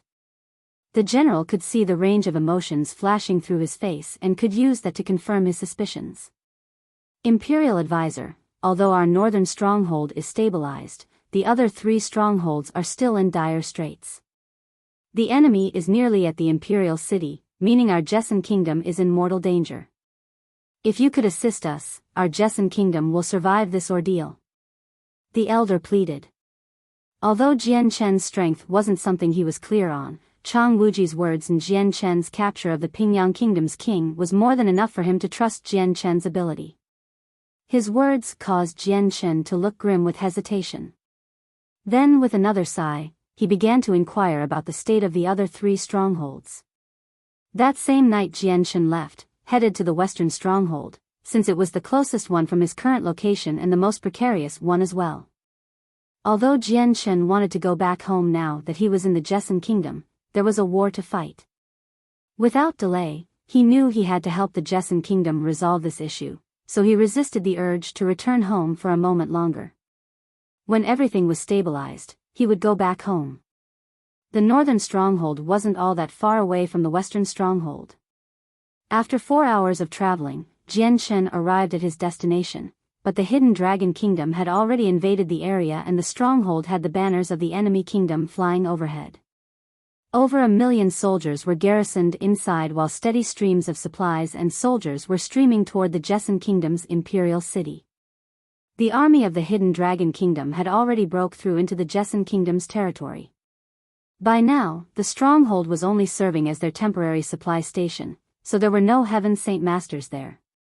Jian Chen was at least 1,000 meters in the air and was concealed by the darkness, so the soldiers down below wouldn't have been able to detect the fact that a Heaven Saint Master was overhead. Without any more hesitation, Jian Chen wrapped himself with the wind element before continuing to fly farther into the Jessan Kingdom. An hour later, Jian Chen arrived at a second-class city. By now, it had been completely occupied by the army of the Hidden Dragon Kingdom's army and the flags from the Jessan Kingdom had been replaced with the Hidden Dragon Kingdom. Jian Chen's eyes gleamed brightly for a moment with a noticeable light before heading in the direction of the path the army was traveling. After flying for several minutes, a single cannon shot could be heard before a bright burst of light could be seen. A single magical crystal cannon had exploded, shooting a burst of magic through the dark sky before impacting the ground with a loud bang. With this loud bang, the Hidden Dragon Kingdom and the Jessan Kingdom were ushered into another battle. Not even bothering to conceal himself, Jian Chen instantly shot past the Hidden Dragon Kingdom's army tents and toward another city. The soldiers that had evacuated from the western stronghold were now holed up in a first-class city and relied upon the superior walls it boasted in order to defend themselves from the Hidden Dragon Kingdom. Jian Chen's figure shot over the walls of the first-class city, but before his legs could even land on the ground, a dozen of arm-thick crossbolts shot toward him. Each one of the Jessan Kingdom's soldiers thought him to be an enemy, so they did not hold back in trying to kill him. With a single thought, Jian Chen forced the crossbolts to stop 3 meters away from him and float harmlessly in midair. Afterward, they lost any source of support and fell back down onto the city walls with a loud clanging sound. Suddenly, 2 Heaven Saint Masters flew forward in a burst of red and yellow light. But when they saw Jian Chen's figure, their faces had looks of joy to them before hurriedly cupping their hands. "We pay our respects to the Imperial Protector." These two men were imperial advisors from the Qinhuang Kingdom called Dongi Junbai and Chao Kachin, a fourth cycle Heaven Saint Master and a third cycle Heaven Saint Master. Both of these Heaven Saint Masters were known to the soldiers on the city walls, so when they saw the two paying their respects to Jian Chen, they instantly realized that he was not an enemy. Straight away, a relieved look could be seen on their faces as they stared at Jian Chen with new looks of interest. Noticing just how pale both Heaven Saint Masters were, Jian Chen grew serious. "Are you two injured?"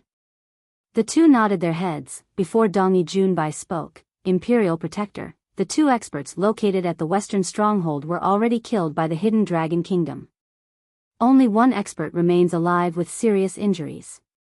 However, at this point in time, his fighting strength isn't even at half strength. Moreover, the Hidden Dragon Kingdom has 5 Heaven Saint Masters. Not too long ago, the two of us went against those 5. While they were forced back, the both of us were injured as a result." Jian Chen nodded his head and headed inside one of the more luxurious inns in the city. This inn was previously for private usage, but because of the battle, it had been temporarily repurposed for the use of the army. Transformed into a strategy room, Dongi Junbai, Chao Kachin and the injured Heaven Saint Masters from the Jessan Kingdom were the ones providing leadership over the soldiers in this area. With the Imperial Protector personally coming here, every single high-ranking officer paid their respects to Jian Chen.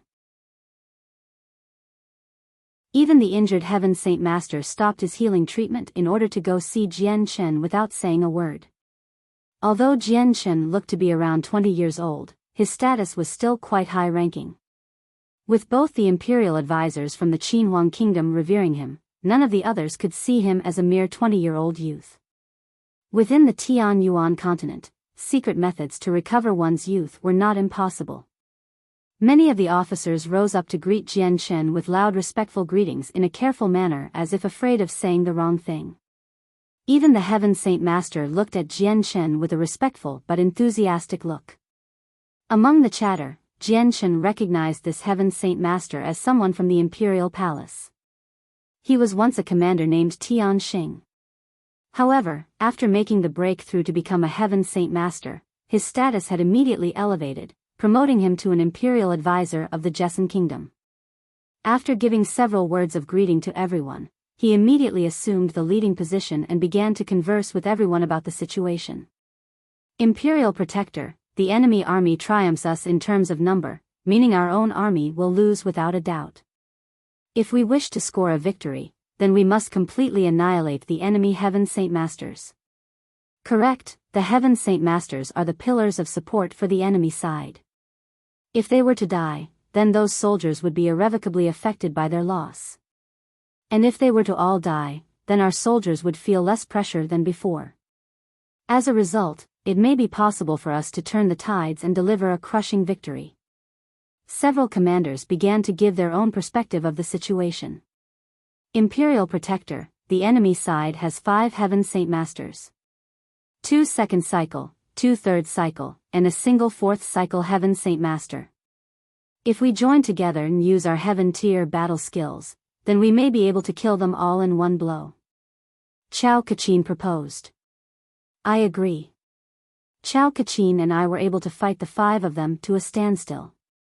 If we were to add the Imperial Protector to the mix, then we would be able to kill them all without a problem. Dongi Junbai agreed. Hearing the 2 Imperial advisors speak, the commanders sitting around the table were all stunned.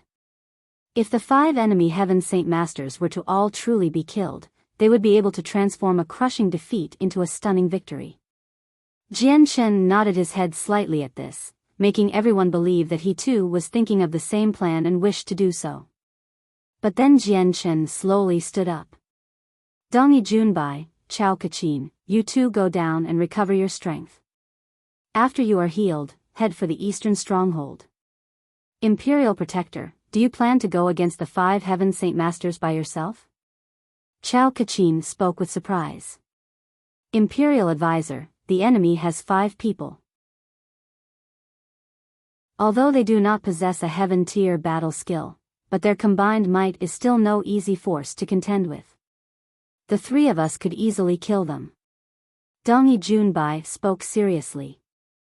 Jian Chen shook his head. There's no need. I will go alone. In this moment, the other two strongholds are in bigger danger than this city, thus you two need to hurry to help out. Jian Chen's words stunned the entire table in silence. For him to go against 5 Heaven Saint Masters by himself, this imperial protector had to be truly strong. To have an imperial protector of the Qinhuang kingdom personally come to help out the Jesson kingdom, everyone was so happy that they felt as if they were dreaming. At his words, Chao Kachin and Dongyi Junbai spoke no more and went down to recover their wounds.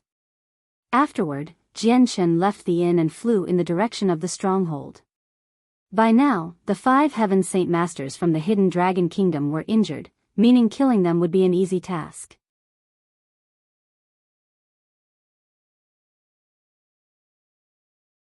Chapter 4:15. The Midnight Battle. It was an extraordinarily dark night. One wouldn't be able to see their hand even if they looked right at it. The dark clouds completely hid the moon and plunged the earth into a world of darkness. There was no moonlight to be seen. The battle down below was extremely fierce. No matter where one looked, all one would be able to see would be a sea of torches as the Jesson Kingdom and the Hidden Dragon Kingdom clashed. Each and every second another person fell, leading to the ground being dyed red with blood and the city walls to be riddled with holes. A little farther away, a pile of bodies could be seen stacked on top of each other like a mountain. Bang! Bang! Bang! The magical crystal cannons fixed atop the city walls continued to sound off, sending bursts of magical power with each explosion. Each shot impacted a dense group of soldiers, killing dozens with each one. Some of the enemy soldiers lost their limbs or were reduced to nothing but charcoal, leaving them all in either deep pain or death. The Hidden Dragon Kingdom and the Jesson Kingdom had been fighting for an entire day now. Both sides had lost a catastrophic amount, totaling up to well over 200,000 soldiers lost in this battle alone. Charge, kill. The roaring of the soldiers could be constantly heard as another wave of 10,000 soldiers from the Hidden Dragon Kingdom charged at the wall. Whoosh! Whoosh! Whoosh! Whoosh! Countless bolts began to fly through the air and struck down the enemy soldiers one after another. Their piercing power was far too strong, and they were able to penetrate through several soldiers at once. With great big cries, soldiers fell to the ground in droves. But the crossbows could only fire several more barrages before coming to an end. After such a long and intensive battle, the Jesson Kingdom had already used up all of their bolts and the monster cores for their magical crystal cannons. The bolts they were firing now were created from the artisans and blacksmiths throughout the war. This meant that they could only shoot a few barrages before they would run out again. Suddenly, an explosion could be heard from the other side of the city wall before a part of the wall suddenly collapsed. The wall collapsed, burying countless soldiers underneath the rubble, and a hole was now exposed. Bang! Another explosion could be heard as yet another blast from a magical crystal cannon was fired straight at the city gates.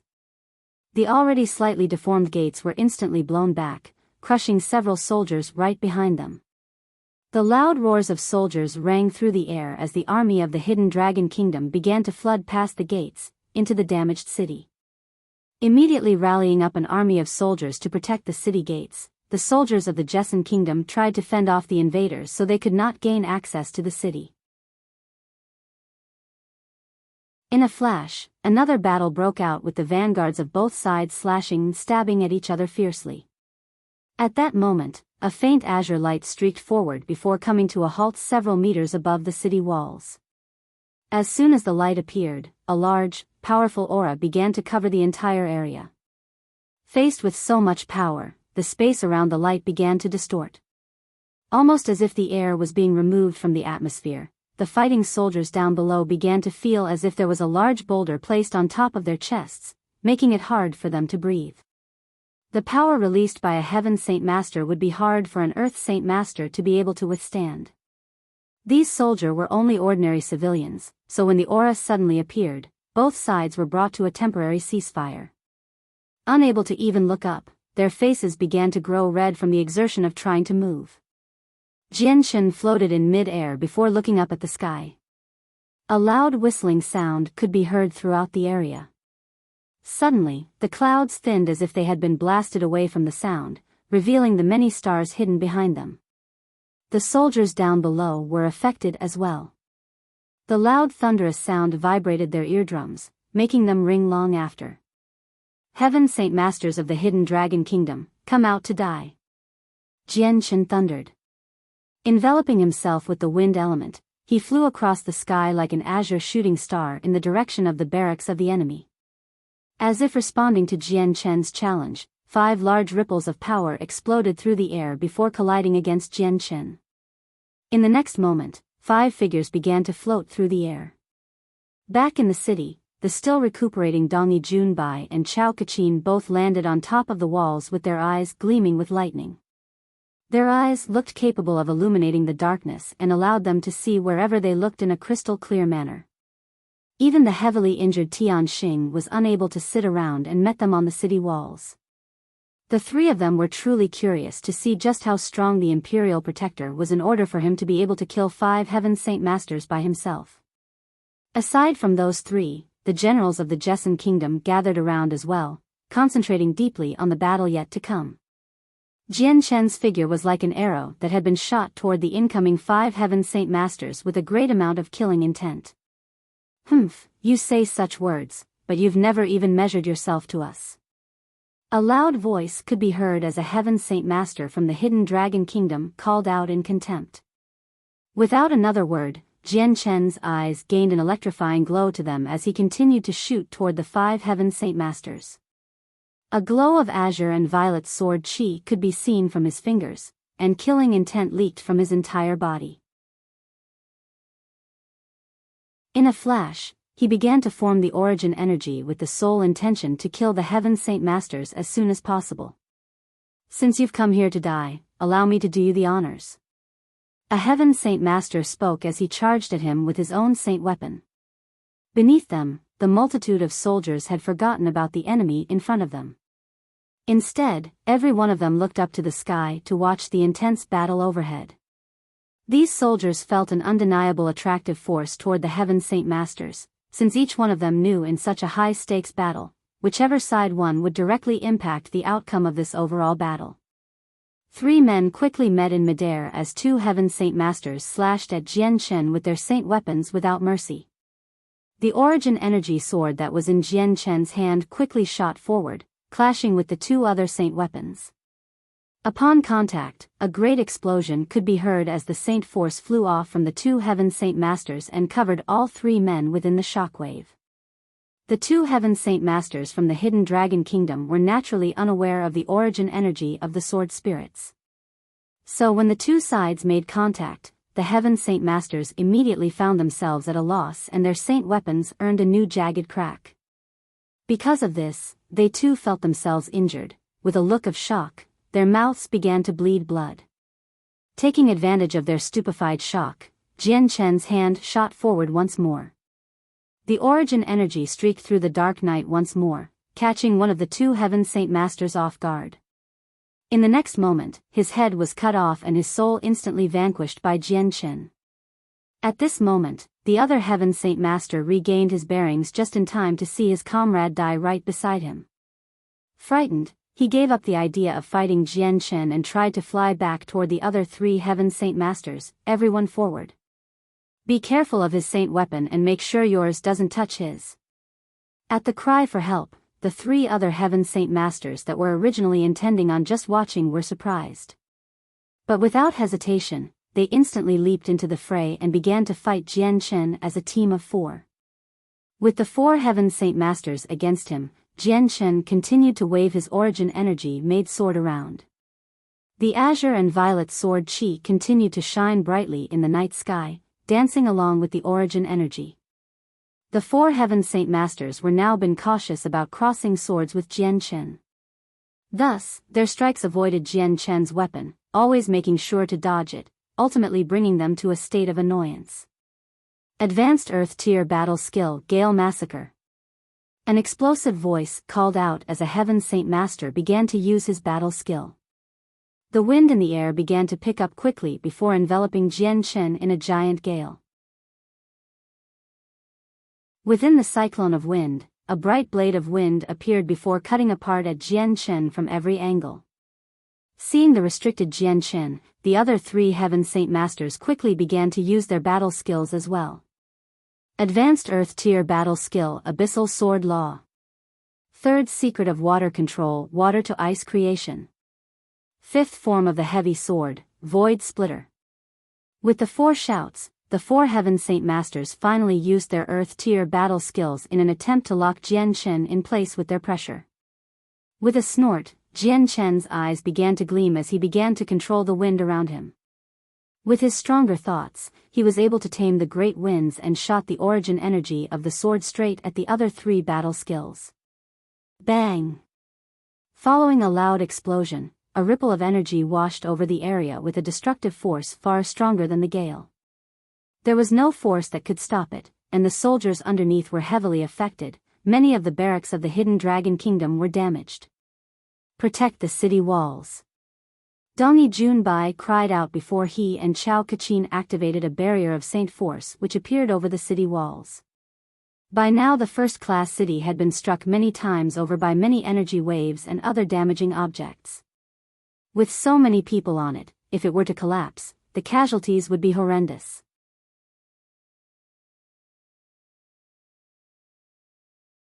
Chapter 4:16. Killing 5 Heaven Saint Masters one after another. Just as Dongi Junbai and Chao Kachin finished spreading out their Saint Force to protect the city walls, there was a strong ripple of energy that diffused over the walls from the impact of the 4 Heaven Saint Masters' battle skills. Combined with the fact that it had not been all that far away, the barrier put up by the two began to sway, causing the two to find it difficult to maintain. Although they were both Heaven Saint Masters of a high level, the energy required to protect the walls was far too much for them to handle. If Jian Chen had been fighting the four any closer than they were now, even Dongi Junbai and Chao Kachin would not be able to protect the city walls. With the 5 men fighting in midair, not a single of the 5 were able to defend against the energy shockwave. Each one of them continued to fly back due to the blast, but the blast itself was not of any extreme danger to them. Since each one of them were flying in midair without any support, it was hard to maintain stable footing. The 4 Heaven Saint Masters flew back with some blood coming out from their mouths. With pale faces and heavy wounds, each one of them looked down at their saint weapons only to see the jagged parts of their blades from where Jian Chen's origin energy had struck. What power does he possess for it to be this terrifying? Be careful, no matter what, you cannot allow your saint weapon to come in contact with his own weapon. The Heaven Saint Masters continued to call out in warning to each other while trying to hold back their fear. Jian Chen's eyes had already transformed to glow azure and violet in color. His left eye flashed with violet while his right eye shined with azure. This sight made him look like a phantom who did not have the eyes of a regular human. Unexpectedly, all of the bloody bolts and pieces of rubble on the ground began to levitate with a strange power. Floating up, they began to glow azure and violet in color. Like moths to a flame, they instantly shot toward the Hidden Dragon Kingdom's Heaven Saint Masters like bolts of lightning. Still completely intoxicated with the damaged parts of their saint weapons, the Heaven Saint Masters hadn't even realized what was happening underneath them. Caught off guard, their bodies were riddled with holes, causing them to cough out copious amounts of blood. Upon being inflicted with such pain, each one of the 4 Heaven Saint Masters let out a cry of shock and looked down only to be aghast at the things coming at them. Blast it all, what's all this? One of them couldn't help but curse out loud. Without any hesitation, he flew into the air and began to rotate the Saint Force around his body as a way to protect his body from the flying objects down below. When the bolts and shattered pieces of stone made contact with the protective covering, it only managed to shake for a moment before the covering began to crack. At this stage, the Saint Force only managed to slow down the advances of the bolts and stones. Earth Armor. The Earth Attributed Elder roared as he began to collect all of the Earth element within the world around his body to form a sturdy armor. Since it was made from the sturdiest Earth element, its defensive properties were extremely strong and could withstand the attacks coming at him. Jian Chen's left hand spread out open in the air, causing 3 thick bolts to hover beside him for a moment. The azure and violet sword chi began to envelop the 3 even more before spiraling toward the earth armor elder with a faster speed than before. The elder's ears began to twitch as he discovered the source and hastily moved to protect himself from the 3 bolts with his saint weapon. Ding ding ding. 3 clear sounds could be heard as the elder knocked away the 3 crossbolts. However, the ferocity of the crossbolts was strong enough to cause the elder's body to waver and fly back. At the same time, Jian Chen's right hand had formed the origin energy once more. With a flash of light, it quickly flew toward the elder's head right in between his eyebrows. At such a close distance, the elder was unable to dodge. Without any other choice, he could only use his own saint weapon to try and block the attack. Both sides collided against each other as the elder's saint weapon earned a new jagged chip and he lost another mouthful of blood. With this, his fighting strength was greatly hampered. Taking advantage of this, Jian Chen struck out once more with the origin energy straight through the elder's head, extinguishing his soul straight away. Jian Chen's left hand was like lightning as it took the elder's space ring from his hand. Then turning back to the other 3, he slashed out at them once more. By now, his origin energy served to replace the blade of the light wind sword. PCHT. Another Heaven Saint Master had his head separated from his shoulders. He tumbled through the air but was suddenly enveloped in a bubble of air and flew away from the area. 5th form of the heavy sword, Void Splitter. 3rd secret of water control, water to ice creation. The remaining 2 Heaven Saint Masters used their battle skills once more in hopes of killing Jian Chen so that the beheaded Heaven Saint Master could escape and recuperate later. Jian Chen let out a sneer in disdain before flashing his origin energy sword.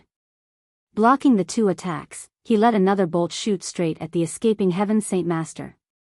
With a shot through the space between the eyebrows, the man had his soul destroyed, causing him to die completely. Bang! Another squall of energy exploded outward as the origin energy smashed against the 2 other battle skills. Engulfing the 3 men, the Saint Force continued to spread further away. Jian Chen's eyes flashed once more as he continued to control several bolts, shooting them toward the remaining 2 Heaven Saint Masters. At the same time, Jian Chen began to glow with an azure light as the wind element surrounded his body. Flying straight out of the energy shockwave, he flew toward the 2 Heaven Saint Masters and cut off their heads while they were distracted with the bolts. In the next moment, he destroyed their spirits with a stab through their heads. The 5 Heaven Saint Masters of the Hidden Dragon Kingdom had been completely annihilated. Back over at the Jessen Kingdom City, Deng Junbai, Chao Kaqin and Tian Xing had been utterly amazed. Each one looked at the levitating Jian Chen without a word to be said. After a while, Tian Xing had let out a sigh as he muttered, "The Imperial Protector of the Qinhuang Kingdom is truly strong. I never would have imagined that within such a short amount of time, 5 of the Heaven Saint Masters from the Hidden Dragon Kingdom would be killed. With such a strength like this, then even a 6th cycle Heaven Saint Master would pose no challenge to him." At this, Deng Junbai and Chao Kaqin let out a sigh as well. Neither of the 2 could believe just how strong Jian Chen was. They were fully aware of the circumstance behind him and that he wasn't as old as everyone thought he was. He was truly a young man that couldn't even possibly be thought to be older than 30. I never imagined that the Imperial Protector's strength would exceed our anticipations that much. His talent is truly something to be feared. Chao Kaqin spoke with a tremble to his voice. Deng Junbai let out a sigh as well as he spoke in a quiet voice to Chao Kaqin to hear. The Imperial Protector was able to become a Heaven Saint Master at such a young age, that alone was enough to amaze us. But I never anticipated that he would be able to kill 5 Heaven Saint Masters so quickly. Perhaps in some amount of time, the Imperial Protector will become a true Saint Ruler. Who knows what method he uses to cultivate. At the mention of Saint Ruler, Deng Junbai had an envious look on his face. Jian Chen continued to float in the midnight air, waving his hand. Several space rings began to float up to him before he took them into his hand.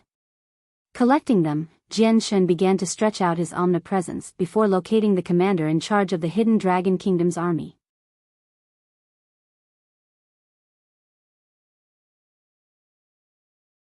Chapter 4:17. Leaving for the east. Shrouding himself with the wind element, Jian transformed into a bright ray of azure light headed in the direction of the commander of the Hidden Dragon Kingdom.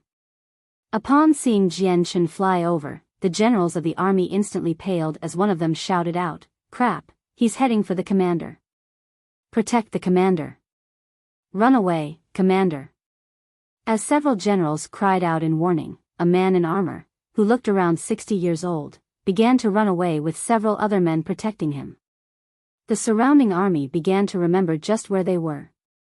Despite 5 Heaven Saint Masters being killed and their morale taking a hit, they were still invigorated enough to fight and protect the commander's retreat. Seeing the hurried reactions of the enemy army, Jian could only snort in contempt. Those generals were only Earth Saint Masters in strength. There was just no way for them to be able to protect the commander of the army like that. In an instant he drew far too close. With his finger, the sword Qi began to jut out before instantly killing all of the Earth Saint Masters around. Without remorse, Jian took advantage of the chaos to grab the shoulder of the commander and bring him back to the city that housed the Jessun Kingdom's soldiers right in front of everyone's surprised eyes. Although there were plenty of Earth Saint Master generals, they were no match for a Heaven Saint Master. They could only watch as their commander was carried away with a vehement glare. When Jian dropped the commander onto the city walls, the soldiers of the Jessun Kingdom all let out a victorious war cry. Many of them had begun to cry with tears. The difference between the two armies in terms of numbers and amount of experts had been far too wide. Thus, the Jessun Kingdom's soldiers felt pressured by the Hidden Dragon Kingdom and could only rely on the terrain for support. At first, everyone had thought that the Jessun Kingdom would lose, causing many soldiers to fall into despair.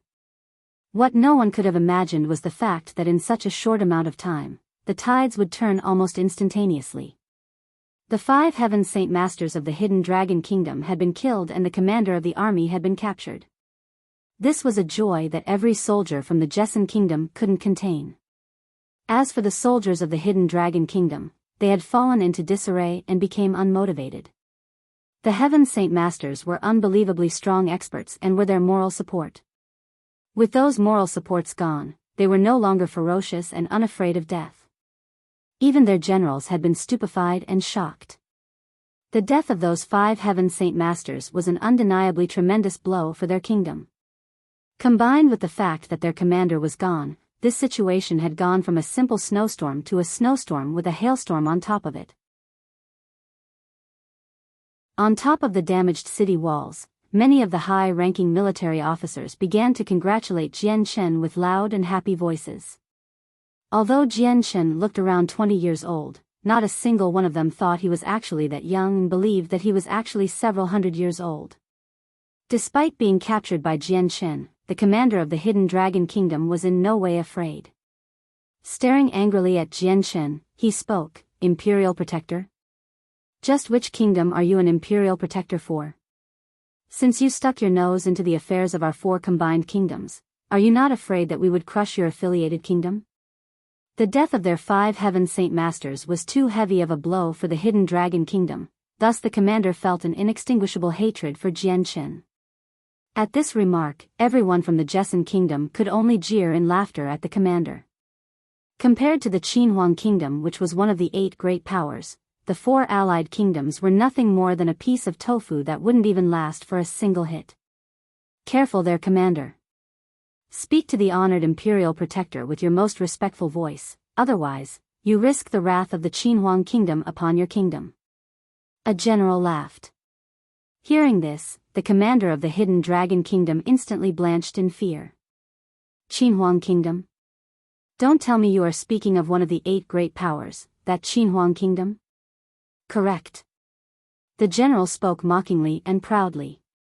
To be able to have the Qinhuang Kingdom's support was something that the Jessun Kingdom could say was a good thing. The commander sneered, unconvinced. Don't think that you can scare me.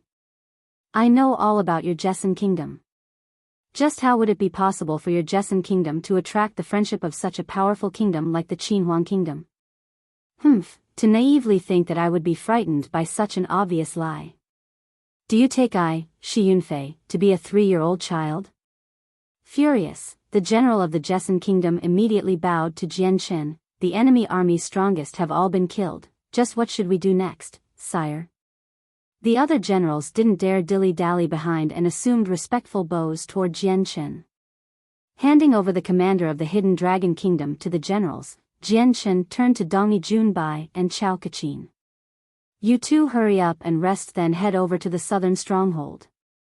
Right away. Dongyi Junbai and Chao Kaqin instantly replied. Their opinions of Jian Chen had changed drastically to the point of reverence. Whatever happened next was beneath Jian Chen's concerns. He had done what needed to be done, the rest would have to be taken care of by the Jesson Kingdom's generals. Returning to his inn to rest up for now, he blocked up the door so that none of the officers or chiefs that were trying to get to know him could get in. That same night, the city walls rang with noise as the generals continued to use words to intimidate the Hidden Dragon Kingdom's army and called out for their retreat. The highest-ranking officer of the Hidden Dragon Kingdom had already been captured by the Jesson Kingdom, irritating many soldiers of the enemy side. The death of their 5 Heaven Saint Masters and the capture of their commander was something that caused the morale of the Hidden Dragon Kingdom soldiers to hit rock bottom. Their fighting strength waned off, which forced the generals to discuss their plan of action. They deliberated for a moment before finally signaling a full retreat. They knew that since they had no more Heaven Saint Masters, in the case that the Jesson Kingdom were to use their Heaven Saint Masters to fight the army, there would be no one to stop them. In the end, all they would be doing is marching to their deaths. Jian Chen's arrival blunted the danger at the Jesson Kingdom was facing for the time being. This feat caused many of the generals to feel complete respect. They had wanted to toast him, but he had declined. With the danger gone temporarily, the Jesson Kingdom's soldiers began to nurse their wounds for the time being. Many artisans and blacksmiths continued to repair the damage around the walls so that they could protect themselves from the next invasion. By the afternoon of the second day, Chao Kaqin and Dongyi Junbai had been fully healed by the 10 Heaven Saint Masters looking after them. With their wounds fully healed, they immediately followed Jian Chen's command to fly to the southern stronghold. It was remarkably calm afterward. Jian Chen stayed for another 2 days so that the wounds of Tianxing would be fully healed before he left to the eastern stronghold. The Hidden Dragon Kingdom had 9 Heaven Saint Masters. 4 of them had been killed at the northern stronghold and another 5 over at this stronghold. This meant that the Hidden Dragon Kingdom had no more Heaven Saint Masters to spare. With Tianxing as the sole remaining Heaven Saint Master, there was no threat to the Jesson Kingdom at this moment. The distance between the eastern and western strongholds was extremely vast and was basically the entire length of the Jesson Kingdom itself. With so many kilometers in between, it would take Jian Chen 6 to 8 hours before he would arrive at his destination. The eastern stronghold had been attacked by the Blue Wind Kingdom. Chasing after the stragglers of the Jesson Kingdom, the Blue Wind Kingdom had encroached deeply within the Jesson Kingdom's territory. After flying for 4 hours, Jian Chen stopped about 3,000 kilometers away from the eastern stronghold. That was because not too far away from him at a giant city, a dozen Heaven Saint Masters were currently fighting intensely with a sound that shook the heavens itself. Jian Chen's eyes continued to stare deeply at the fighters so that he could make the combatants. In the next moment, his eyes narrowed in coldness. In total, there were 15 men fighting. It was 11 people against 4. Among the 4, Jian Chen recognized 2 of them, Kafir of Kargath Academy and Xiao Han the Imperial Advisor. The other 2 he didn't know, but they had to be from the Jesson Kingdom. The difference between the 2 sides was massive. 3 of the Jesson Kingdom fighters were heavily injured and bloody, leaving Xiao Han to fight with 5 people by himself. Thus, his injuries were the most severe out of the 4 of them. A single hole could be seen in his chest with blood flowing freely from it. At this sight, Jian Chen's eyes frosted over as killing intent began to radiate from his body before he flew toward the fight.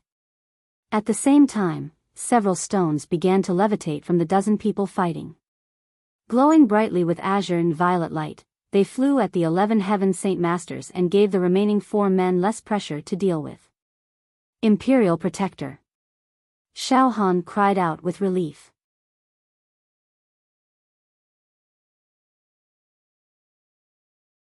Chapter 4:18, Sneak Attack. Seeing the surprised look on Xiao Tian's face, the group from the Blue Wind Kingdom immediately knew that Jian Chen was related to the Jessen Kingdom. However, their expression didn't change too much as they knew that the difference between the two sides was far too huge for a single person to make much of a difference. But the Jessen Kingdom men were all joyous. Being an imperial protector of the Qinhuang Kingdom must mean that that person had a tremendous amount of power. Possibly enough for him to beat back the rest by himself.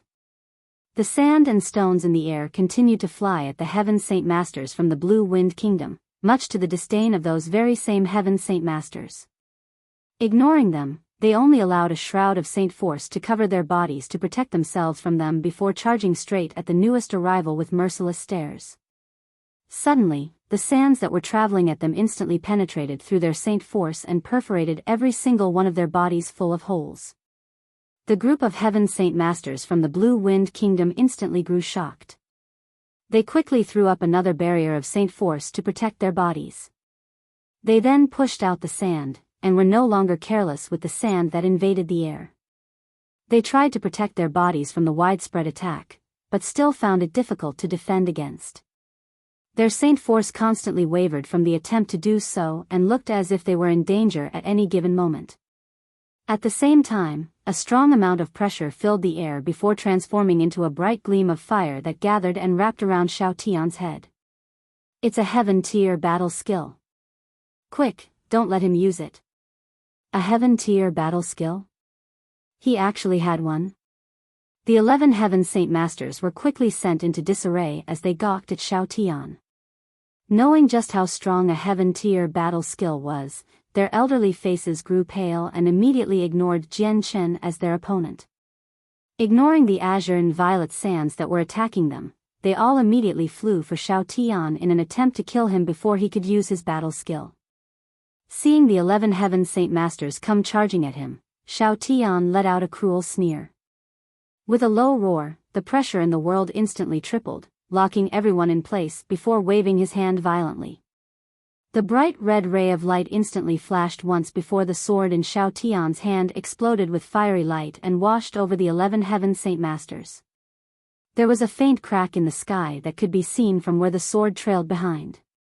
This was the might of a Heaven-tier battle skill, so strong that it could break the limits of the world itself and could fracture the sky. The 11 Heaven Saint Masters desperately tried to use their own strongest battle skill. However, their highest one was only an advanced Earth-tier battle skill, a far cry away from a Heaven-tier battle skill. Bang! Following a loud explosive bang that seemed as if the horizon itself had exploded, a shockwave rang the ears of everyone around. For a short moment, everyone was unable to hear anything that was happening around them. Shortly afterward, an extremely massive amount of energy capable of toppling mountains rolled into the world with terrifying power.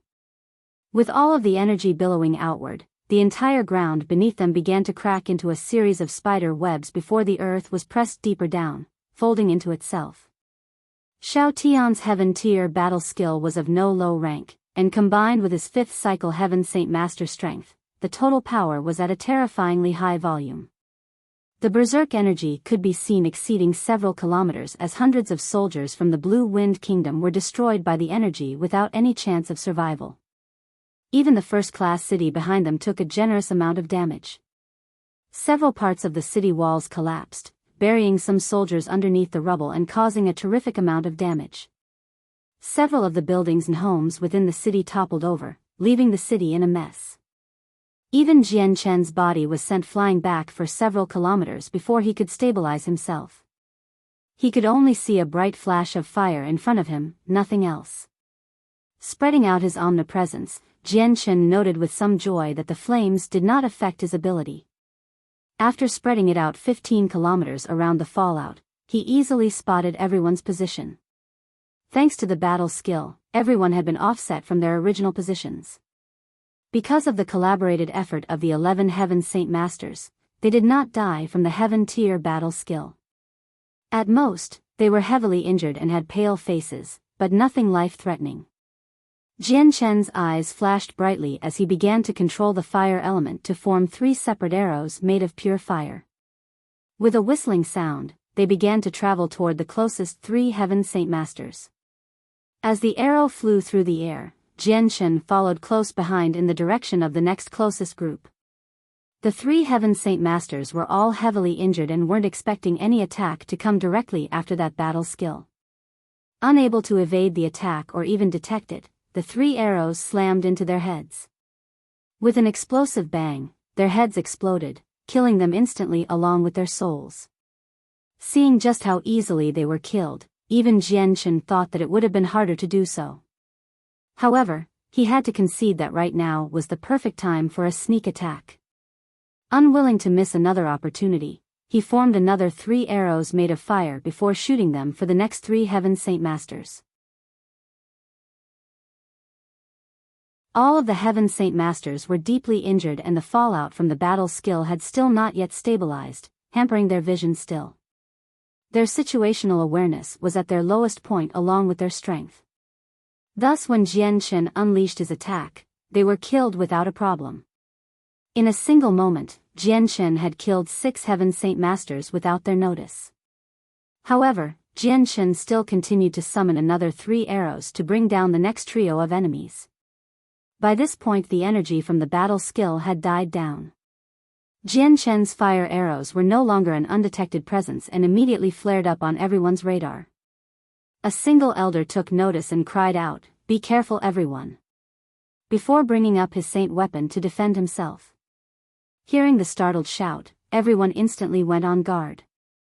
But out of the 3 people that Jian Chen had targeted, only 2 of them managed to bring up their saint weapons in time while the weaker third one succumbed to the arrow and died. Using the opportunity from the battle skill to strike, Jian Chen had covertly killed 7 Heaven Saint Masters in the blink of an eye. This was by far a monumental blow to the Blue Wind Kingdom, who only had 4 Heaven Saint Masters remaining, who had all been heavily injured by Xiao Tian. Xiao Tian's figure began to waver in midair before he closed his eyes and began to plummet downward. Because of his serious wounds and his usage of the Heaven Tier battle skill, he was all out of saint force. Combined with his blood loss, he was already on the verge of fainting. Startled, Jian Chen ignored the remaining few Heaven Saint Masters and instantly flew to Xiao Tian. The Blue Wind Kingdom had only 4 heavily injured people left, while the other side had a mysterious youth with a strange power. After such an outcome, they had no desire to stay and fight. Mustering the last of their energy, the remaining 4 men all fled the area, instantly disappearing from sight. Jian Chen only glared at them icily without making an attempt to follow them. Instead, he flew to Xiao Tian and immediately took out several radiant spirit pills from his space ring and fed them to him. At this moment, the 3 Heaven Saint Masters from the Jessen Kingdom all flew toward Jian Chen curiously. Although they hadn't met Jian Chen before, they had heard what Xiao Tian had called him. To be called an imperial protector by Xiao Tian of the Qinhuang Kingdom, that was by no means a low status. Among the 3, Kafir had a vacant look on his face. He had learned of the relationship between the Jessen Kingdom and the Qinhuang Kingdom back at the northern stronghold about how it was all because of this imperial protector. Xiao Tian had called this youth an imperial protector. Was he truly the one helping the Jessen Kingdom? But no matter how much Kafir looked at the youth, he could not make the connection between the two and thus felt a little confused. Despite the confusion weighing heavily on his mind, Kafir could only speak, "Honored Imperial Protector, I represent the Jessen Kingdom wholeheartedly when I thank you for your assistance. Are Elder Xiao Tian's injuries serious?" Slowly standing up, Jian Chen looked at the headmaster of Kargath Academy with a series of mixed feelings. Several years ago, the headmaster had been an entity that he could barely hope to reach and could only stand to look up at. But now, this figure he had looked up to was now speaking to him in an extremely courteous manner. This was a feeling Jian Chen would never get used to. He is quite heavily injured, but it is nothing life-threatening. Jian Chen spoke.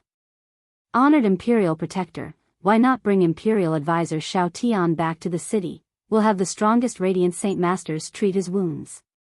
Kafir spoke. Jian Chen nodded his head, that will do.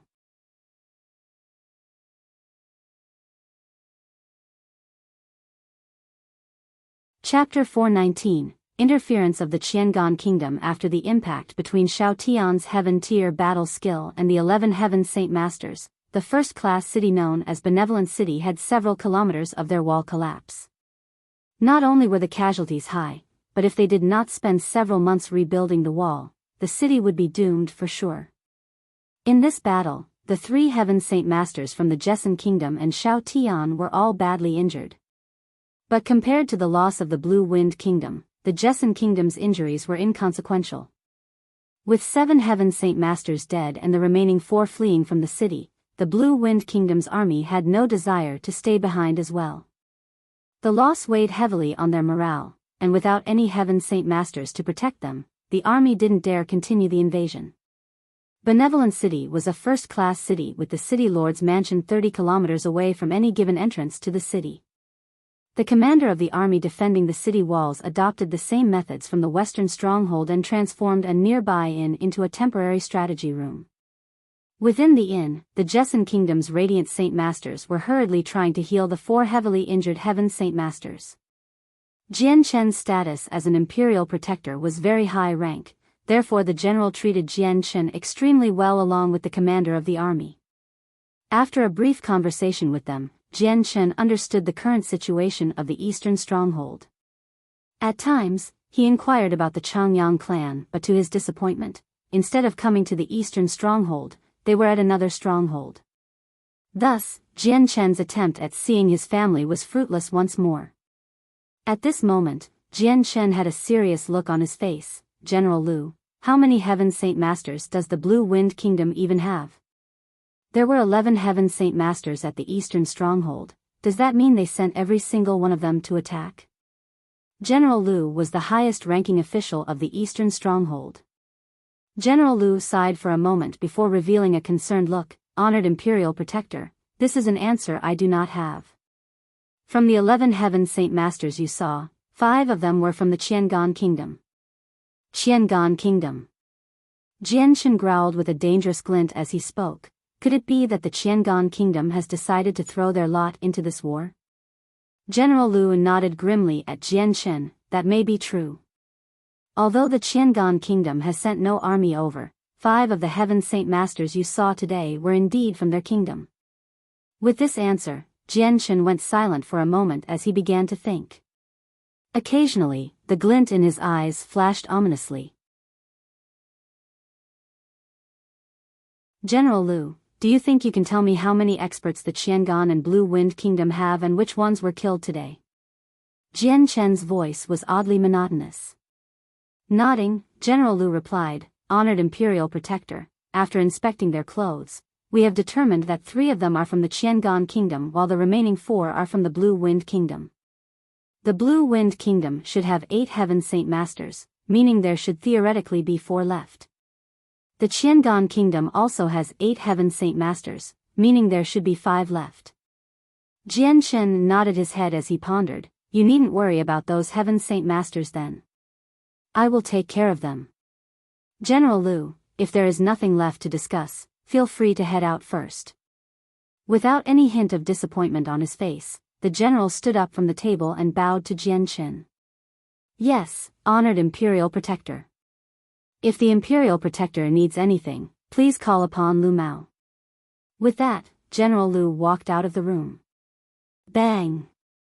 Just as General Lu was about to leave the room, the door swung back open before falling off its hinges. In the next moment, a white blur shot into the room and onto Jian Chen's chest. For a moment, Jian Chen was stunned, but a rare smile greeted his face as he began to caress the white figure that was buried against his chest. The sudden white figure that had appeared in the room was the white tiger cub he had nearly forgotten about by the edge of the Qiangan Kingdom.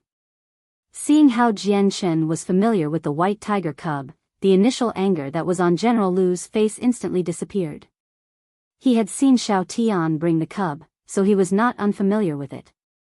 Honored Imperial Protector, seeing how the door is broken, I shall send someone over to fix it straight away. General Lu spoke before leaving the room. Moreover, the tiger cub had tears in its eyes as it looked at Jian Chen with a look of sorrow. Both of its claws sank into Jian Chen's clothes, rendering the clothes nearly useless. Both actions were a sign of its dissatisfaction with Jian Chen. Continuing to pet the head of the tiger cub affectionately, Jian Chen spoke a word of apology to it softly. Then, as if to console the cub, he took out several thousand-year ginseng for the tiger cub to eat. The tiger cub was confused momentarily before brightening up. As if forgetting about its unhappiness, it gobbled up the ginseng with a happy purr before yawning when it was finished. In a few moments, it fell asleep on Jian Chen's lap. Seeing the tiger cub in such a cute fashion, Jian Chen couldn't help but smile fondly. It had only been now that he had realized just how deep the tiger cub had come to like him. In a flash, 3 days went by. During 3 days, Jian Chen continued to feed the tiger cub several heavenly resources in hopes that it would mature even faster. Jian Chen had not forgotten Elder Xiu's words and tried to hasten its growth as soon as possible. Jian Chen knew that Elder Xiu was not a person of empty words. Perhaps in the near future, there would definitely be some trouble for the tiger cub. After 3 days, Shao Tian and the 3 other Heaven Saint Masters were fully recovered from their wounds. Upon seeing Jian Chen, the 3 Heaven Saint Masters from the Jessan Kingdom naturally gave him their heartfelt gratitude. Imperial Protector, it is a good thing you came at the time you did. Otherwise, my life would have been ended here. Shao Tian laughed without any lingering fear in his voice. Shao Tian, in such a situation, even if you could not beat your enemies, I have full faith that you would at least be able to run away. Jian Chen laughed. Being an imperial advisor of the Qinhuang Kingdom was completely different than being an imperial protector of any regular kingdom. They were carefully selected and were worlds beyond those of the other kingdoms. It was only if they were up against an entity of unbelievable power that they would die easily. Jian Chen knew that Shao Tian was several hundred years old and was a 5th cycle Heaven Saint Master. His talent could only be described as terrifying and was virtually close to breaking through to the Saint Ruler realm. Jian Chen didn't believe that Shao Tian didn't have some sort of life-saving trump card since not a single imperial advisor would die that easily. After speaking with the other men for a while, Jian Chen arrived at the crux of the problem. By now, the Jessan Kingdom has been attacked by the Qiangan Kingdom as well. With the 2 sides combined, they have 9 Heaven Saint Masters, which is a major problem to the Jessan Kingdom as a whole. Shao Tian, defend the eastern stronghold for the next few days in case they try for another invasion. Honored Imperial Protector, are you going to be leaving? Shao Tian spoke with a slightly hesitant voice. Jian Chen nodded, I will personally go to the Qiangan Kingdom.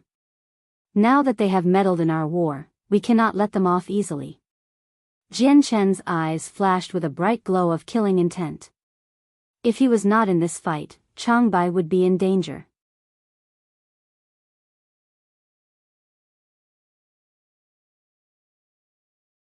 Chapter 420, Disturbance in the Inn, 1. Upon hearing of Jian Chen's plan to go to the Qiangan Kingdom by himself, the 3 Heaven Saint Masters of the Jessan Kingdom were amazed. They didn't understand the situation at all, with Jian Chen being an imperial protector of the Qinhuang Kingdom, just what made him so angry at the Qiangan Kingdom. Although the Qiangan Kingdom had indeed interfered with the war, this was not something that could warrant Jian Chen's current plan.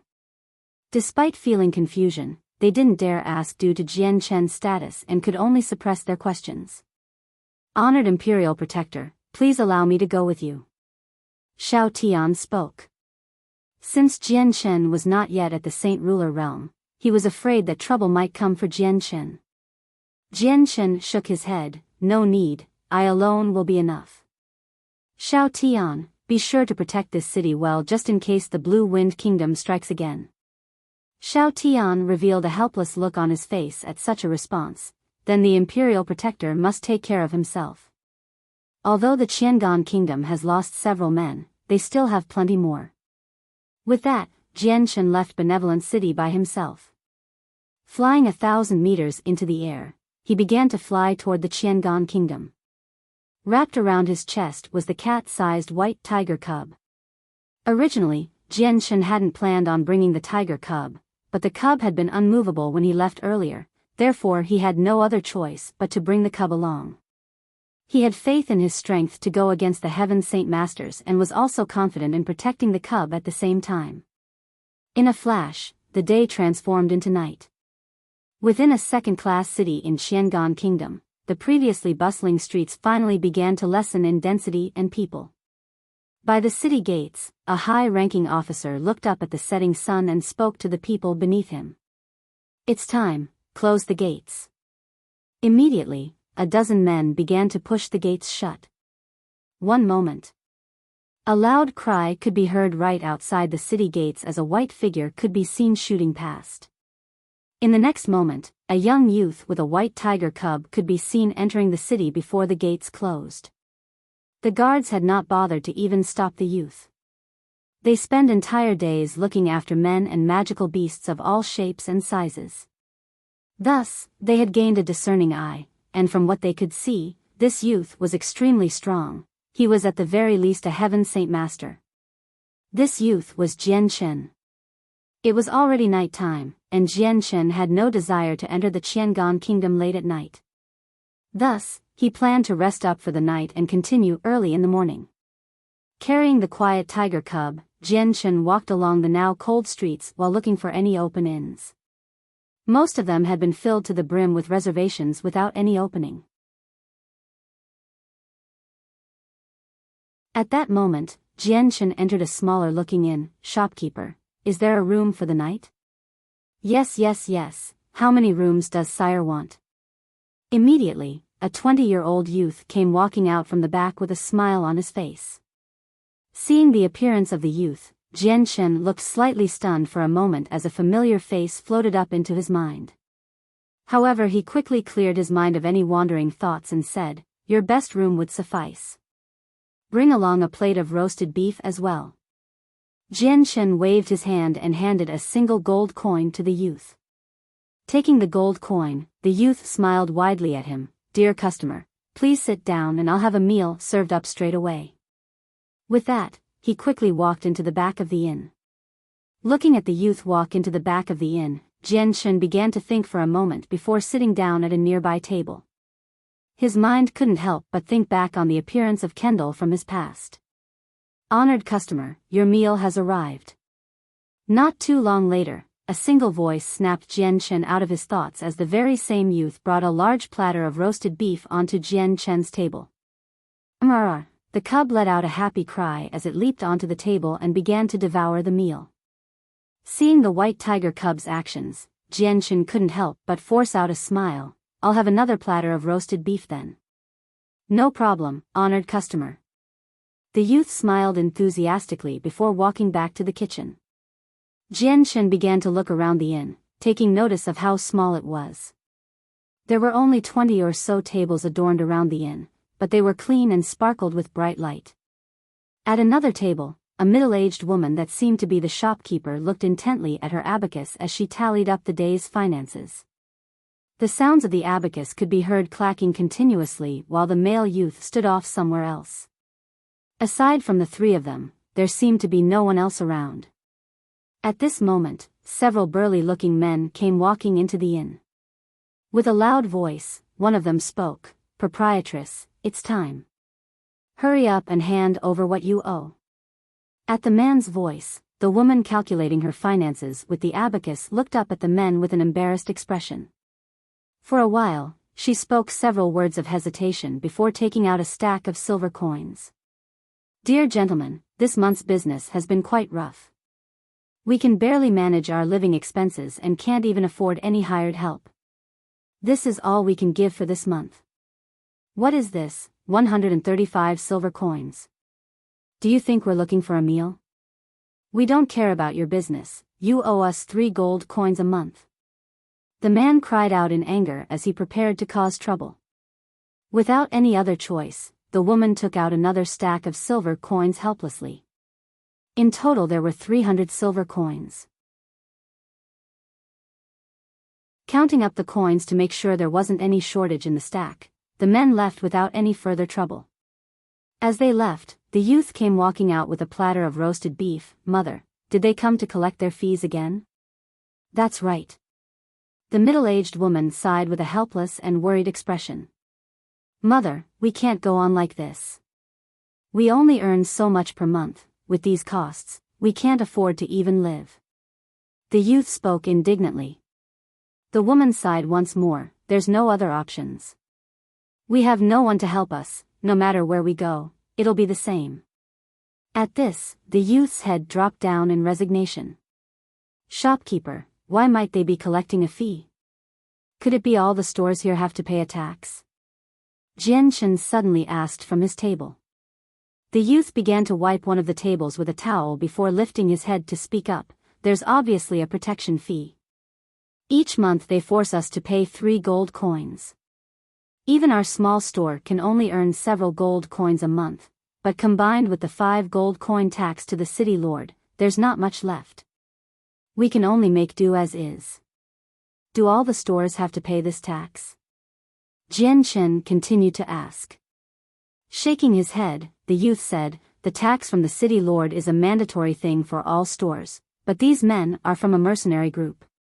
They've formed their own group within the city and have a specialized group to go after those stores without any powerful backers to have them cough up protection tax." Jian Chen was silent for a moment. He knew that something like this was a common event, especially in a world where the strong ate the weak. Those without power would always be bullied by those with power. This was just another natural law of the world. "Shopkeeper, are there any more rooms for the night?" Suddenly, another voice called out from outside as a white-robed youth came walking in.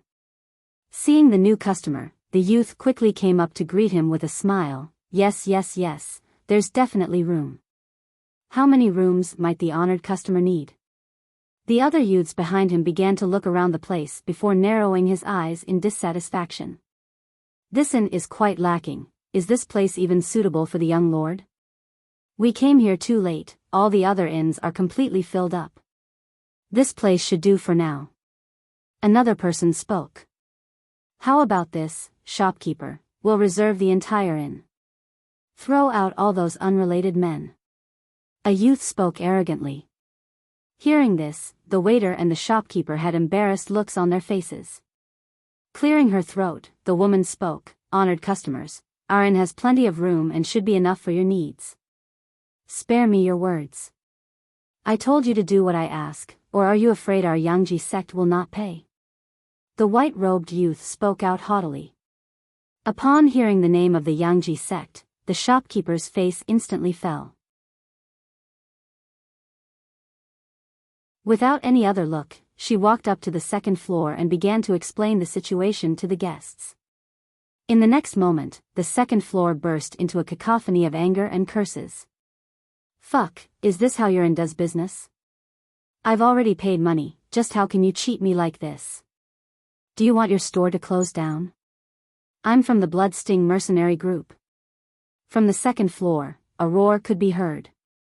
But in the next moment, the voice instantly changed. "What? The Yangji sect? Never mind, I didn't say a word." With that, a burly-looking man quickly walked out of the inn. Afterward, a steady stream of men quickly walked out of the inn. Although many of them were indignant, when they heard the name of the Yangji sect, they could only tighten their throats and walk out of the inn obediently with some fear. Quickly, the inn was completely cleaned out, leaving behind only the man and magical beast noisily eating the roasted beef in front of them without a care in the world. "Honored customer, I am truly sorry, but you will have to find a new inn for the night. The roasted beef will be free of charge. We sincerely hope that the honored customer will forgive us." The youth returned the gold coin back to Jian Chen with an apologetic look.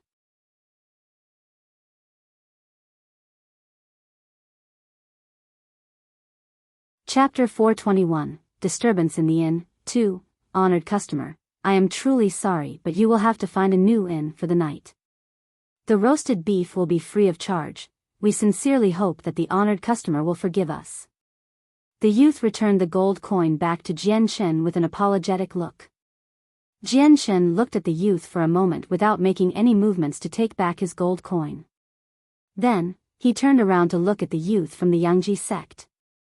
Just how much money do you plan to give to this inn? Hearing this, the youths from the Yangji sect all looked at Jianshen with a cold look. Their eyes began to gleam dangerously to the point where if a timid person were to be the center of their attention, they would have fainted. Kid, who are you? One of the youths spoke out with a dark expression. He had taken Jianshen's words as an attempted challenge. The other men from the Yangji sect began to glare icily at Jianshen. They didn't know just where Jianshen had come from since the entire Qiangan kingdom had heard about the Yangji sect. Very few men would not know about the sect whose eyes had spread throughout the entire kingdom. Very few could contend with the Yangji sect, so they were worried that he may belong to one of those groups. Jianshen let out a small smile. You don't have the qualification to ask for this one's name, nor have you answered my question. How much do you plan on giving this in? Jianshen had a slight arrogant tone to his voice as if he hadn't bothered to care about the Yangji sect at all. The youth and the shopkeeper had troubled looks on their faces. Each one knew that there would be no way for the Yangji sect to take this lying down. In the case that a fight were to break out, their shop would be the one taking damage. The youth and shopkeeper initially moved to plead with Jianshen, but after realizing that Jianshen was no ordinary person from his aura, they stopped where they stood. As a shopkeeper and waiter, they saw many different people every day, making them able to discern a person by glance alone. In their minds, they knew that Jianshen was no ordinary person, therefore, trying to plead with Jianshen would have been useless unless they wanted trouble. The men from the Yangji sect were all prideful. Each one of them had a powerful group supporting them, so Jianshen's words stung their pride. Taking out a purple coin, one of the youths spoke out, I've a purple coin to give to the inn, do you have any problems with that? A single purple coin was worth 100 gold coins. This was practically half a year's worth of pay, meaning a purple coin was a large sum of money for one single purchase. The shopkeeper and the waiter were shocked at the large sum of money. With a mutual look, the both of them were greatly moved. Jianshen put down the platter he had been eating from. With a single movement, he took out several purple coins from his space ring. Then here's 10 purple coins to rent out the inn. You may leave now. Jianshen wasn't one to show off, but these men in front of him were not pleasant people. He decided to take such unusual actions against them.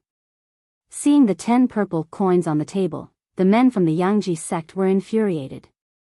One of them even bursted out in anger, Kid, do you wish to make trouble for our Yangji sect?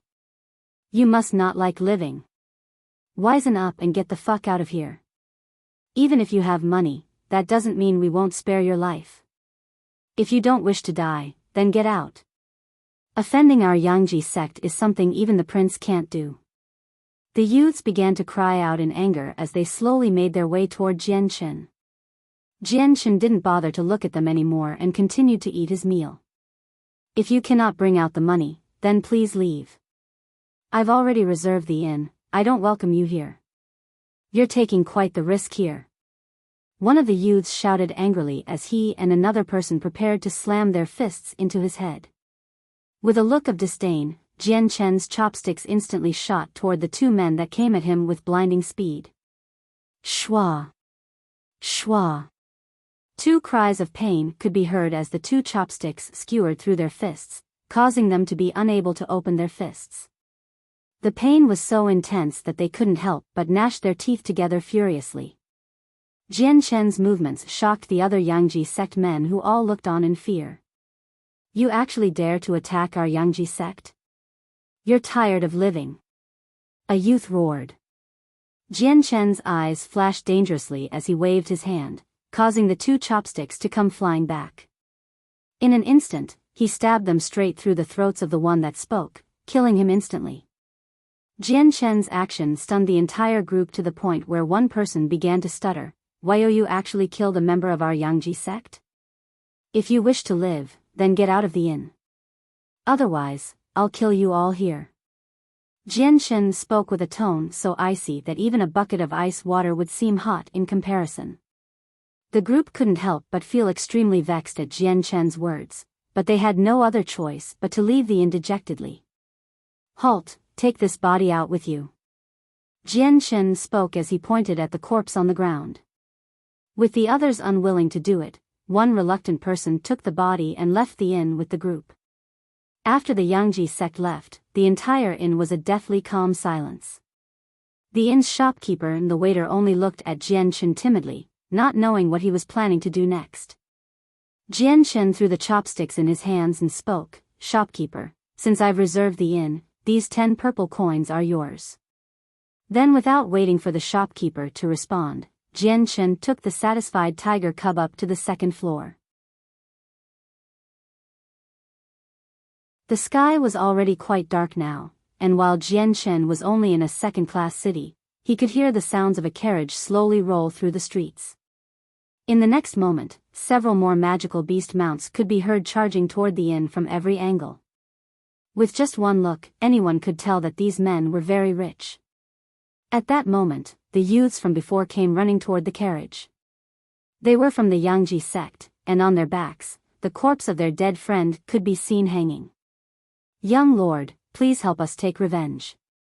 There is a man that dared challenge our Yangji sect's power and undermined it. Furthermore, he has killed our 4th youngest. Young lord, our 4th youngest has been killed. There must be justice for this, otherwise, where would our Yangji sect be able to stand afterward?" As the youths approached the carriage, they began to cry out with furious expressions. "What has happened? Explain the situation to me," a middle-aged man on a magical beast mount asked. Shortly after that, the youths added oil to the fire by exaggerating the story to the man. They spoke of how Jian Chen had completely pushed around the Yangji sect, causing the other men on the mounts to be furious and their eyes filled with killing intent. "Young master, that man is far too brazen. We must definitely teach him a lesson so that he knows the consequences of messing with our Yangji sect." One of the riders spoke. "Definitely, young master, we surely have to give a good lesson to whoever spares no face for our Yangji sect. Does he think our Yangji sect is an easy target to bully? To kill a disciple of our Yangji sect, why if news of this were to spread, then our Yangji sect wouldn't have enough face to remain in the Qiangan kingdom." Many guards immediately spoke their disapproval and anger at the situation. Everyone should calm down. If that mysterious youth is truly this strong, then he must be an Earth Saint Master at the very least. In that case, we cannot afford to act rashly. Tomorrow, third uncle will be coming to visit. Wait for him to come and we shall see just how strong this youth is. Then we'll see how justice is served.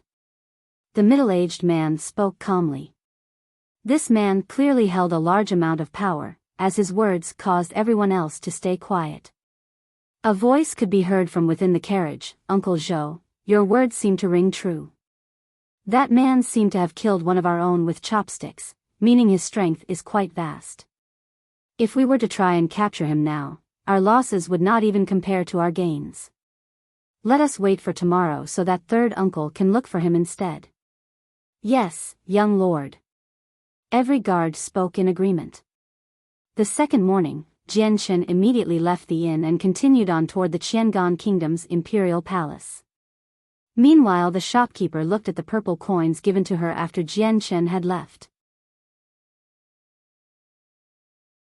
She couldn't even contain her joy at the large sum of wealth in her hands, but before she could even enjoy it for long, a large group of men instantly stormed into the inn.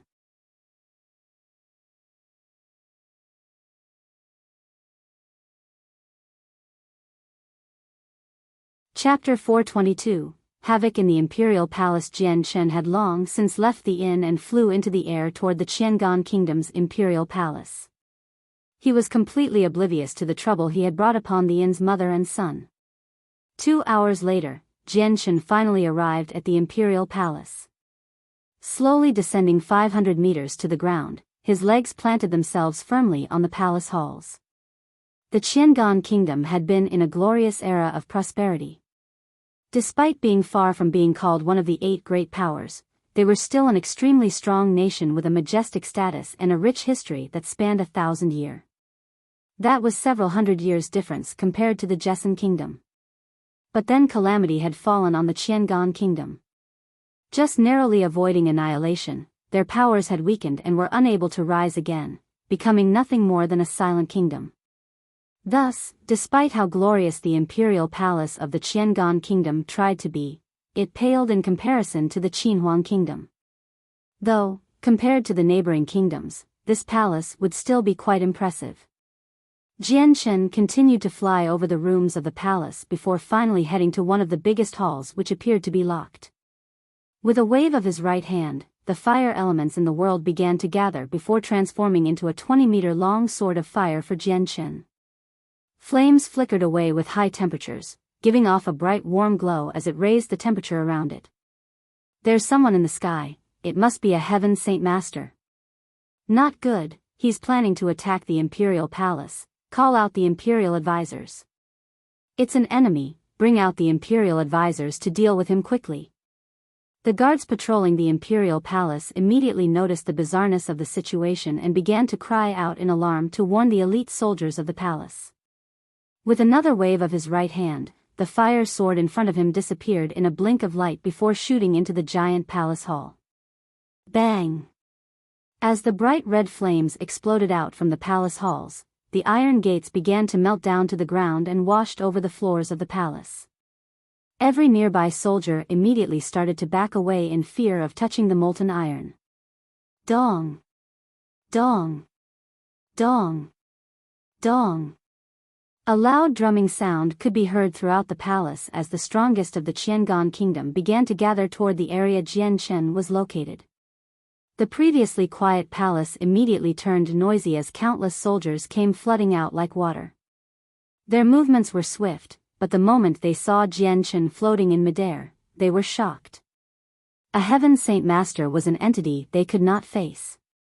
Using the energy of the world, Jianchen began to control the fire element to form a sword once more.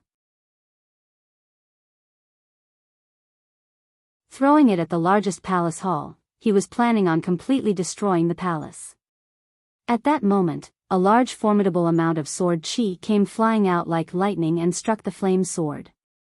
Dissipating due to the blow, flames began to spread out through the air with sparks covering the palace air like mist. No matter where a person turned, there was only fire. Each area that was touched by a piece of the sword now had a hole a meter deep.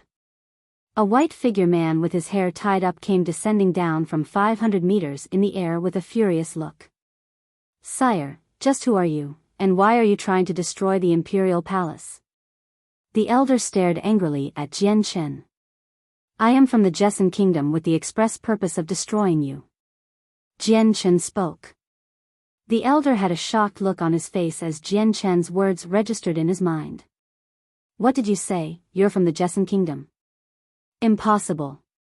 We know every single expert within the Jesson kingdom, and you're not one of them." "Just who are you? Spare us your false words." Jianchen sneered at the elder before turning to the innermost part of the imperial palace. "Qian Yun, come out and accept your death." Jianchen snarled with a boom that resonated throughout the palace, scaring everyone that heard it. Qian Yun was a member of the royal family and was even the senior of the king of the Qiangan kingdom. His identity was so majestic that many people didn't even dare to speak his name. Within the depths of the palace, a white-robed scholarly man could be seen sitting on his bed. His left sleeve draped down uselessly without an arm to wrap around, meaning that the person wearing these robes was missing his left arm. And right in front of him were 3 middle-aged men that stood in a respectful pose, but there was a furious look on their faces. "AI." The elder sitting down on the bedside. He really did come. This is the calamity that follows after a heaven-tier battle skill. If it were not for my greedy heart, none of this would have happened. "Teacher, is that outsider truly a person from the Jesson kingdom? Was it he that cut off your left arm?" One of the middle-aged men spoke with furious eyes.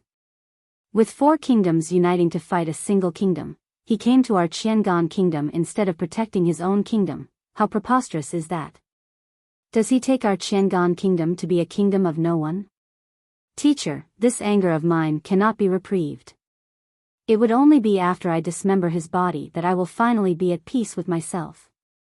All three of the men tried to speak out to the elder with justifications to fight the newcomer. With a gentle sigh, the elder replied, "Don't bring up this issue again. That man's strength is far too strong. Even with 4 Heaven Saint Masters from the Pingyang Kingdom, we were unable to injure him in the slightest. Not only that, we were severely injured by him. Our Qiangan Kingdom is not as strong as it was before. This is an enemy we should not have offended. You 3 shall stay here while your teacher goes out." Before he finished speaking, the elder transformed into a bright white light and disappeared from the chamber they were in. Impossible. Just how could the teacher and 4 other experts not be able to cause a scratch? Not even a 6th cycle Heaven Saint Master would be able to have such a strength like this. The words of their teacher stunned the 3 men into utter shock and silence. On the outside, the one-armed Qian Yun stood by the other Heaven Saint Master's side and stared at Jian Chen. Jian Chen's eyes stared coldly at Qian Yun. "Qian Yun, for a moment, I didn't think you'd appear. I did tell you before, you shall bear witness to the destruction of the Qiangan Kingdom." The 2 elders looked extremely angry at Jian Chen's words. The elder to the side of Qian Yun had even begun to leak killing intent. "Do you take yourself to be a saint ruler? To say such words, be careful not to lose your tongue." Qian Yun stretched out an arm to block the other elder as if to stop his speech. Turning to Jian Chen, he spoke, "Sire, I've told you before, my actions have nothing to do with the Qiangan Kingdom. If there's an issue, then take it up with me and not the others. If my Qiangan Kingdom enters this conflict, it will spell trouble for the Jessen Kingdom." Sneering, Jian Chen spoke, "Humph, you say it's unrelated? Your eyes must be blind. Yesterday several Heaven Saint Masters of your kingdom united with the Blue Wind Kingdom to attack the eastern stronghold of the Jessen Kingdom. Do you mean to say that they are not from your Qiangan Kingdom? There is no way something like this would happen." Qian Yun quibbled. But the elder to his side tugged at Qian Yun's garments with a low whisper, "When your left arm was cut off, His Majesty wanted to avenge you. Joining forces with the other kingdoms, he asked several Heaven Saint Masters to suppress the kingdom." "What, you actually did such a thing?" Qian Yun was aghast.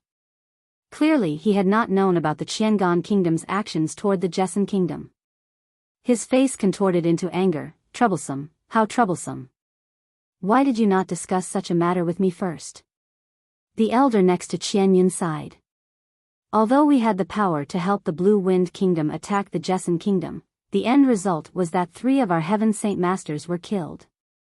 Furthermore, their bodies weren't brought back and the remaining 2 were heavily injured." Hearing this, Qian Yun looked extremely troubled. This was a tremendous loss for their kingdom. Each Heaven Saint Master was a pillar to the kingdom and directly tied to their power. "Humph, now you have nothing to say. Today I shall destroy the imperial palace of your kingdom."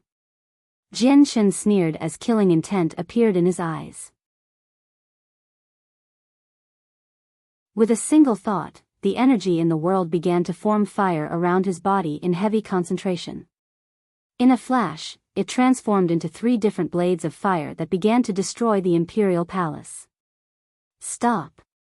The 2 Heaven Saint Masters cried out as they shot out their hands.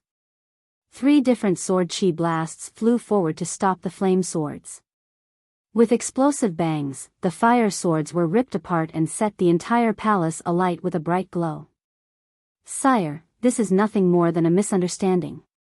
Our Qiangan Kingdom does not wish to interfere with your war. Please stay your hand." Qian Yun spoke. He was well aware of Jian Chen's strength, so to protect the kingdom from falling into disaster, he couldn't help but plead out loud to him. "Wishful thinking," Jian Chen taunted. If the enemy had not been afraid of Jian Chen's strength, they would have chased Jian Chen out of the palace a long time ago. "Since you stuck your nose into something that doesn't concern you, then I will kill you," Jian Chen whispered. The azure and violet origin energy began to grow in his right hand before solidifying into a meter-long sword that shot toward the 2 men. Seeing the azure and violet glow, Qian Yun had a fearful look on his face as he cried out, "Be careful, He has a strange energy aiding him, do not let his sword clash with yours.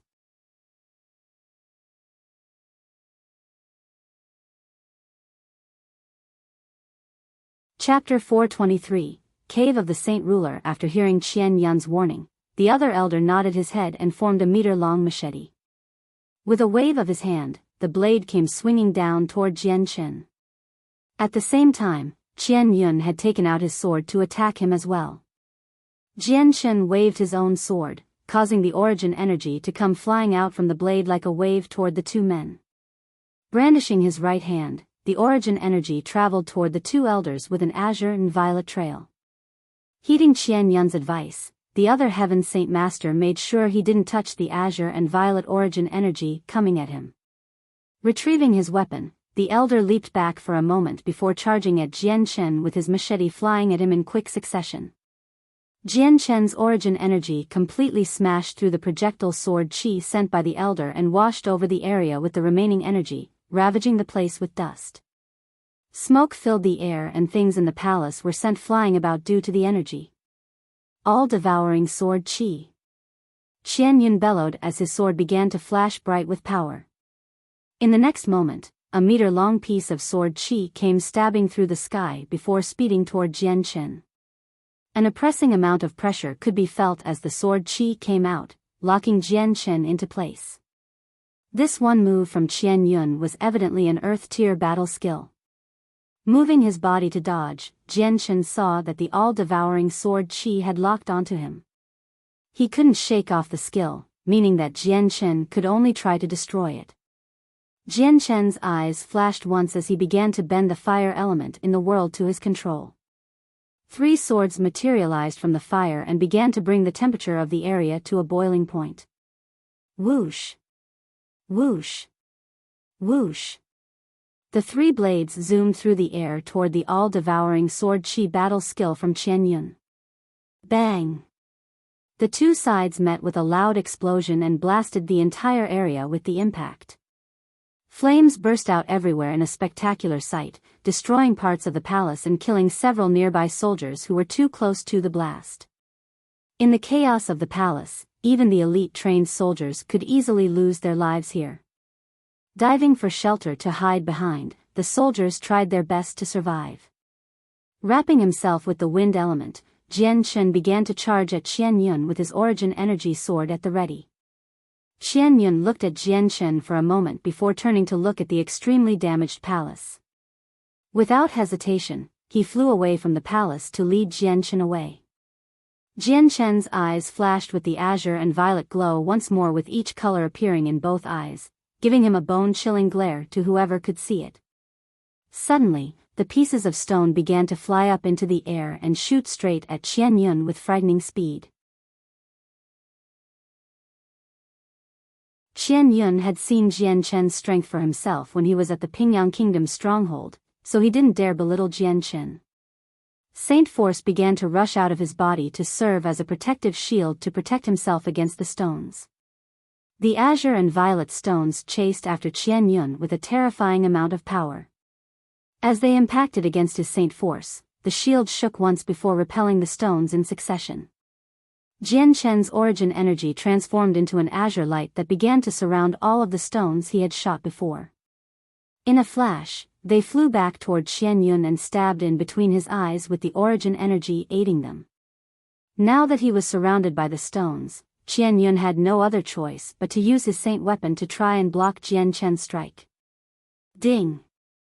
With a clear crack, Qian Yun's saint weapon received 2 new jagged holes, causing Qian Yun to spit out a mouthful of blood. As soon as his first strike landed, Jian Chen chased after him with a second strike, his origin energy transforming into a stunning ray of light that was aimed between Qian Yun's eyes with deadly precision. Qian Yun's face fell as he realized that he would have to use his saint weapon to defend himself once more to cover his retreat. When the origin energy slammed into Qian Yun's saint weapon, another crack became visible. Following another mouthful of blood, Qian Yun's protective barrier could no longer be sustained and disappeared instantly. As soon as it dropped, the floating stones nearby perforated into his body and stained his body with blood. Qian Yun could only let out a howl of pain before dropping down from the skies. Qian Yun. The other elder cried out in shock before chasing after Qian Yun's body. Jian Chen sneered as his killing intent spiked once more. Pointing his finger, all of the floating stones turned around and flew at the remaining elder. Shouting out loud, the elder burst with Saint force and used it to repel all of the incoming stones coming at him. Jian Chen's left hand unclenched, materializing a sword made from fire. With a flick of his hand, the intensely hot sword shot toward the elder's barrier in an attempt to destroy it. Bang! After the smoke cleared away, the elder could be seen with blood dripping down from his pale face before falling down to the ground along with Qian Yun. Jian Chen's body flew down after the two with his origin energy sword shooting for the two. His eyes were icily cold with killing intent apparent in them. It was clear to see that Jian Chen did not plan on letting the two go. Seeing Jian Chen pursue them, the elder with Qian Yun had a desperate look on his face. After this exchange, he finally understood how strong Jian Chen was and how futile it was for him to try to defend himself against him. This is the consequence of your Qiangan kingdom meddling in this war. Today your imperial palace will perish and your Qiangan kingdom will fall. Jian Chen spoke. Halt! A panicked voice called out as a large group of people came rushing toward them. Judging from their clothes, they were all high-ranking men, and the middle-aged man leading the charge was wearing an eye-catching dragon robe of purple and gold. When the group saw the two heavily injured men, they all turned extremely grave in the face. The man with the dragon robe knelt in front of Qian Yun and asked, "Royal Ancestor, are you all right?" Qian Yun lay on the ground powerless with a vacant look toward the sky. "This is all my fault. If I had not coveted Chang Wuji's heaven-tier battle skills so much, then today's events never would have happened. Royal Ancestor, don't say such words. This is the fault of our Qiangan kingdom being weaker than before." The man wearing the dragon robe grew sad before turning to meet Jian Chen. "Senior, I know you came here in regards with the Jessen kingdom. I, the king, will proclaim that our Qiangan kingdom will no longer meddle with the Jessen kingdom. So please forgive my ancestor for this slight." There was a cold smirk on Jian Chen's face as he spoke. "Your words are of no use. Today I shall flatten your imperial palace and destroy what the Qiangan kingdom stands for." Jian Chen's words caused everyone to grow serious. By now, no one doubted that Jian Chen's words were serious. After defeating two Heaven Saint Masters, an individual like this would be able to do as he said. There was no one left in this group that could go against an entity that could bend the world's energy to his will like a Heaven Saint Master. Every person gathered here belonged to the higher echelons of the Qiangan kingdom and supported the kingdom with their skills. If they were to all die, then the Qiangan kingdom would truly be killed off in name. Growing troubled, the king of the Qiangan kingdom tried thinking of a solution. With a bright gleam of his eyes, he spoke, "Senior, if you spare my Qiangan kingdom, then I will tell you a secret." At this, Qian Yun instantly knew what the king was speaking about. Panicking, he spoke, "No. You mustn't tell him that. Royal Ancestor, if our Qiangan kingdom were to disappear, then what is the point of us safeguarding the secret?" Even the king's face had a helpless look to it. Evidently he too did not wish to tell anyone the secret. Jian Chen's eyes flashed curiously. "What secret is that?" "We know of the location of the cave of a saint ruler. Senior, if you promise to spare our Qiangan kingdom and promise to not make any excuse to attack our kingdom again, then I will tell you of its location." The king spoke with an anxious look. Upon hearing of the fact that there was a cave of a saint ruler, Jian Chen's heart couldn't help but skip a beat. The killing intent began to recede from his body as he began to calm down. With some hesitation, Jian Chen spoke, "If the location of this saint ruler's cave is of some ravaged area, would I not be falling for a trick of yours?" "Absolutely not." The king had a serious look on his face. The owner of this cave belonged to an imperial protector of our Qiangan kingdom 1,000 years ago. At the end of his lifespan, he died while meditating in the cave.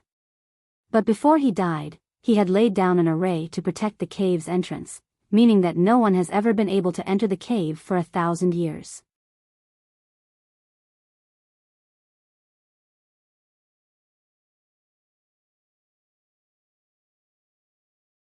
Chapter 424, Kendall? Absolutely not. The king had a serious look on his face. The owner of this cave belonged to an imperial protector of our Qiangan kingdom 1,000 years ago. At the end of his lifespan, he died while meditating in the cave. But before he died, he had laid down an array to protect the cave's entrance, meaning that no one has ever been able to enter the cave for 1,000 years.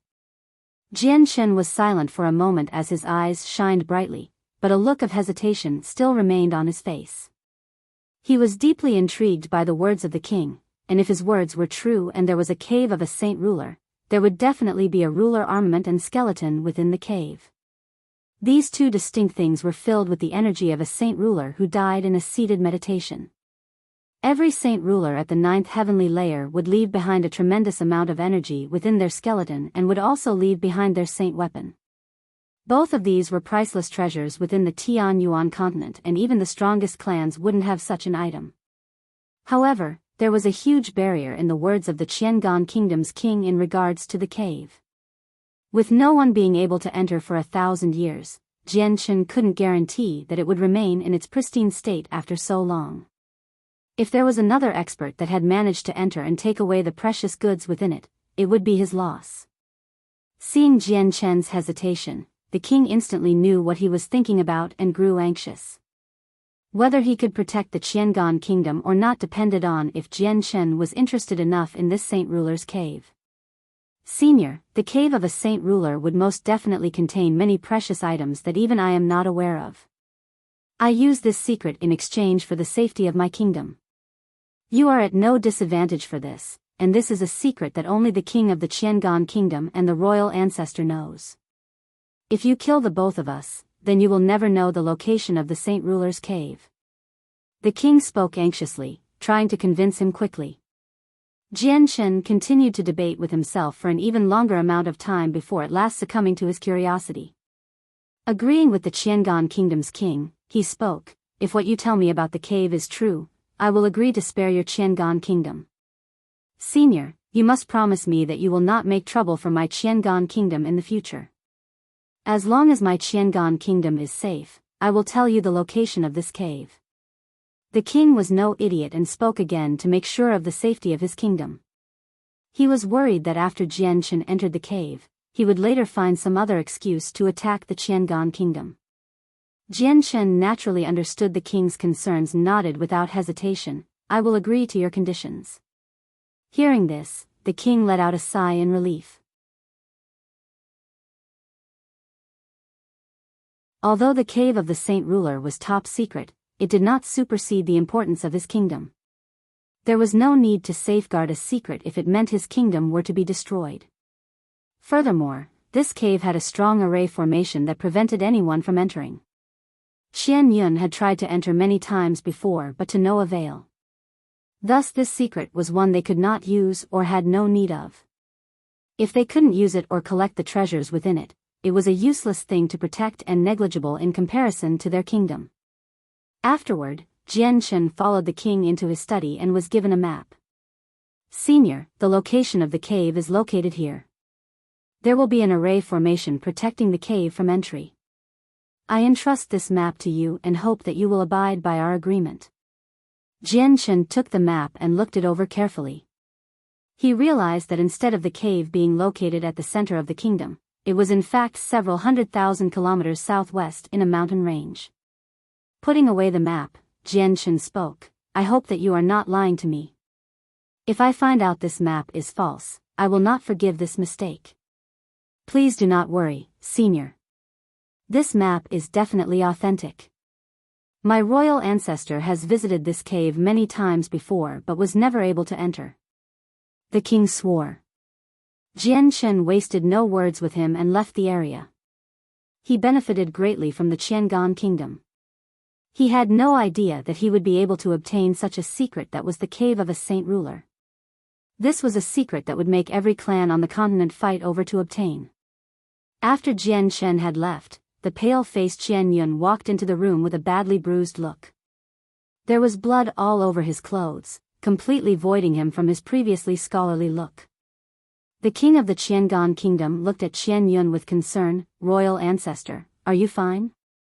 Qian Yun sat down in a nearby chair and spoke dimly. "Ai, this sin of mine has involved the Qiangan kingdom, regrettably." "Royal ancestor, please do not say such words. Our Qiangan kingdom did not have enough people to protect it, that's all." The king spoke in consolation. Qian Yun sighed. "Qian Feng, the cave of Kenadon has been revealed, meaning we no longer need to safeguard its secrets. The array formation will do its job. Even a sixth cycle Heaven Saint Master would find it difficult to enter it. We cannot allow this to just be given to the Jessen kingdom. When I am healed, I shall go report this to the clans." "Royal ancestor, would this not anger that expert?" The king spoke in concern. Hearing this, Qian Yun's eyes flashed coldly. "This is a secret we cannot tell those clans foolishly, but I will exchange it for that man's life." After Jian Shen left the imperial palace, he began to travel back to the Jessen kingdom.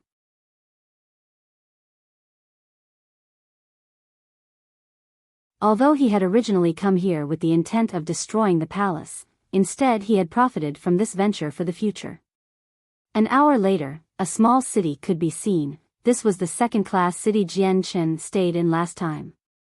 Seeing the second-class city, Jian Shen couldn't help but think back to the inn he had stayed in and the shop owner. At that time when he first saw the mother and son, he had felt that the two looked quite similar to someone he had seen before. As Jian Shen floated overhead, he began to descend down into the city right in front of a crowded street. The originally noisy street instantly became quiet. A Heaven Saint Master appearing on the streets caused a giant tremor of shock throughout, causing everyone to stare at Jian Shen. There was surprise and respect reflected in their eyes.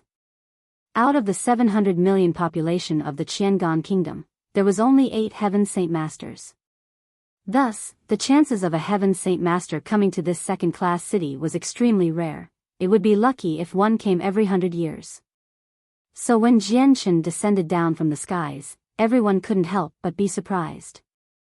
Jian Shen looked around for a moment before wrapping himself up with the wind element and disappearing from the streets in a fast blur of speed. It had only been a little over 2 hours since Jian Shen had left the city, so it didn't take long for Jian Shen to arrive back at the inn he had stayed at. Walking into the inn, Jian Shen was stunned at what he saw. The inn was in disarray with all of the tables and stools broken into splintered pieces with bloodstains everywhere. Sitting at one of the counters, the shop owner of the inn was holding her head between her hands while crying out in grief. On her clothes, several footprints could be seen. Quickly walking forward, Jian Shen squatted down to where the shop owner was. "Shopkeeper, what has happened? Who did all of this?" Tilting her head up, the shop owner's puffy red eyes were brimming with tears. Upon recognizing Jian Shen, her face registered him with shock and fury before quickly restraining her emotions. Immediately kowtowing her head to him, she pleaded, "My lord, I beg of you, you must help my son. Please help rescue my son." Jian Shen helped the shop owner up and spoke, "Shopkeeper, what happened here?" "My lord, this was the work of the Yangji sect. After being bullied last night, the Yangji sect came back earlier today for revenge. As they were smashing up the place, my son tried to stop them but was taken back with them as a result." The shop owner cried out in grief. Hearing this, Jian Shen's face grew grim as he realized the folly of his actions. Because of him, the inn had been involved. "My son, my poor child. You cannot let anything happen to you. You are of my flesh and bone. If you die before your mother, then your mother doesn't wish to live any longer. Kendall, wretched Kendall, where did you go? After leaving for so many years, our child has been taken by the Yangji sect. You conscience-lacking Kendall, if you don't return, then don't even bother thinking about your wife and child." The shop owner wailed with helplessness. Upon hearing the name of Kendall, Jian Chen immediately froze up as he looked at the shop owner in alarm. What did you say? Kendall, did you just say Kendall?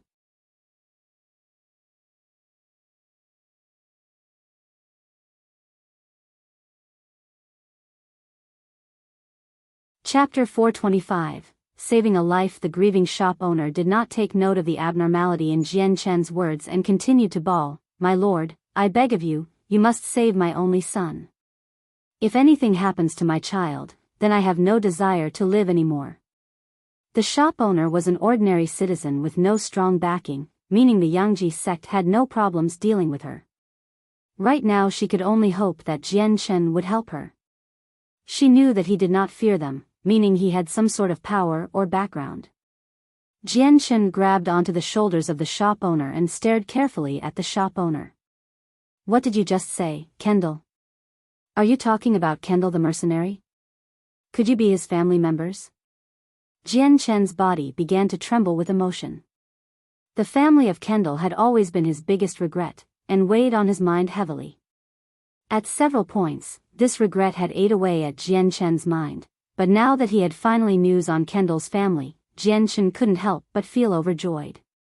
Reacting to Jian Chen's words at last, the shop owner wiped away her tears and spoke to Jian Chen skeptically, "My lord, do you know of my Kendall? He is my husband and father to my sons." Jian Chen sucked in a sharp breath of air before trying to calm himself. Closing his eyes slowly, he couldn't help but think back to Uncle Kendall's appearance before slowly bringing his hands up from the shop owner's shoulders. Suddenly, the energy of the world began to rush into the inn before forming a brilliant glow of light around Jian Chen's hands. In a moment, the entire inn was filled with this energy. Looking at the magical glow that Jian Chen seemed to be doing, the shop owner had never seen such a sight before. She could only stare with wide eyes as Jian Chen's act of magic continued to captivate her. Not too long after, the face of a man could be seen in the light. By using his control of the world energy, Jian Chen was able to use the energy of the world to recreate a picture of Kendall's face. Jian Chen slowly opened his eyes and looked at the shop owner. Just as he was about to speak, the shop owner cried out in shock, "Kendall, that is my Kendall. My lord, have you seen my Kendall?" The shop owner was beside herself with joy. She had not seen Kendall for many years now and was still deeply concerned for him. Upon seeing the shop owner's recognition of Kendall, Jian Chen finally confirmed the mother's identity. Trying to stay calm, he spoke to confirm it one more time, "Auntie, please look carefully, is this truly your husband?" "There's no doubt at all. He is my Kendall." "My lord, have you seen my Kendall? Do you know where he is? Why has he not come home in so many years and callously left his wife and child alone to fight for their own survival?" The shop owner cried out once more with a new wave of tears. Jian Chen's attitude toward the shop owner drastically changed now. Hastily holding the shop owner up, he spoke with concern, "Auntie, please sit down first. Are you wounded? Did they do anything to you?" Jian Chen's tone became warmer, and when he looked at the footprints on her clothes, Jian Chen felt a righteous fury wash over his entire body. Right now, the woman in front of him was the family of Kendall. The family he had bitterly searched for so long. Jian Chen would not stand for any wrongs or abuse that happened to them. "My lord, please, have you seen or know where my Kendall is? Why has he not returned home?" The shop owner dearly missed Kendall and continued to ask about his whereabouts. "That is," Jian Chen's face fell as he began to stutter, not knowing what to say. How could he say that Kendall exchanged his life for Jian Chen's when the Golden Fur Tiger King had chased them through the magical Beast Mountain range? Or even that Kendall's skeleton could no longer even be found? After a split moment of hesitation, Jian Chen immediately changed the topic, "Auntie, we can talk about this later. Let me save your child first." Yes, please save my Sans. He is my only son, he cannot have anything happen to him. My lord, I beg of you, please save him." The mother pleaded once more, deeply hoping that Jian Chen would help her. Jian Chen's face grew serious as he asked, "Aunt, where did the Yangji sect take Sans? I'll bring him back. The Yangji sect took him somewhere, but I don't know where. The shop owner cried. Thinking for a moment, Jianchen responded, then, Auntie, let's find one of the Yangji sect. In such a short amount of time, they shouldn't have left the city. Jianchen quickly took her outside. Seeing how willing Jianchen was to help her, the shop owner was overjoyed. When she realized that Jianchen was just a single person, she couldn't help but feel some doubt. My lord, the Yangji sect is one of the strongest sects in the Qiangan kingdom. They have many people, so we should get some people to help first. Jianchen smiled, Auntie, you needn't worry. I will definitely bring Sans back, so come with me. Jianchen pulled at her to follow. One moment then, I need to lock the inn. The Yangji sect was extremely well known in the Qiangan kingdom. Practically everyone within the kingdom knew of them. By now, it hadn't even been 4 hours since the Yangji sect came, so Jianchen could easily ask the people on the streets for their whereabouts. Quickly taking the shop owner to the temporary residence of the Yangji sect, Jianchen and the mother could only see a large and luxurious inn.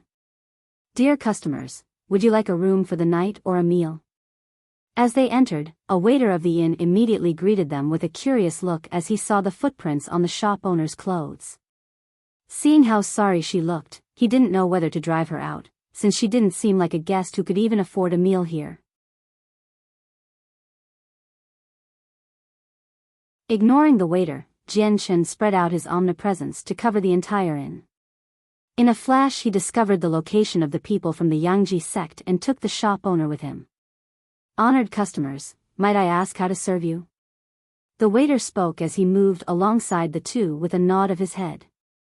Jianchen tossed a gold coin to the waiter, there's nothing, go back to your own tasks. The Yangji sect were all residing within their own special courtyard. Jianchen walked along a passageway to get to this courtyard before being finally stopped by 2 middle-aged men at the doors. Sire, this is the territory of the Yangji sect. Without permission, you may not enter. A man said. Yangji sect, I've been looking for you. Jianchen's eyes flashed brightly as the energy of the world gathered in his hands. With the speed of lightning, he slammed his hand against the 2 men's chests. The 2 men were Saint Masters in strength, meaning they were ants in the eyes of a heaven Saint Master like Jianchen. They simply had no strength and could only be blasted 10 meters back with a trail of blood escaping their mouths. Auntie, let's go in. Jianchen spoke as he walked in. The shop owner quaked with fear as she followed behind Jianchen. She looked at Jianchen in a new light now. She hadn't thought that this youth, who wasn't much different in age to her son, would be strong enough to send 2 decently strong men flying without a problem. How audacious, who dares cause trouble here? Right as Jianchen entered the courtyard, a low shout could be heard. 10 uniformed men came charging forward to greet both Jianchen and the shop owner. Jianchen's eyes swept across the group with a cold smile. However, the woman behind him was not as calm and collected as he was. She couldn't help but look down at the ground with an extremely timid expression as if she couldn't stand looking at them. Kid, who are you? Why have you come into our Yangji sect's territory? A middle-aged man spoke with a chilly voice. Jianchen's hands folded against his chest, causing the tiger cub to leap onto his shoulder. With a bright look, the cub began to look around the area. Have your boss come on out. Jianchen spoke expressionlessly and with a detached voice. The middle-aged man grew furious. Impudence. Youngster, who do you think you are to talk to us this way? Do you not see us at all? Arrest him and await the 3rd master's orders. Yes. The group replied as 20 men brought their saint weapons out, one after another, to charge at Jianchen. Snorting, Jianchen looked to a nearby tree. 20 leaves from the tree broke away and shot toward the group with blinding speed. At that moment, the previously weak leaves instantly transformed into sharp pieces of steel, spearing the throats of the 20 men. The 20 men from the Yangji sect hadn't even traveled a few steps before falling to the ground dead. You're tuning in to the Biyao's Wuxia Chronicles YouTube channel. Don't forget to subscribe and join us on this journey to catch the most captivating stories.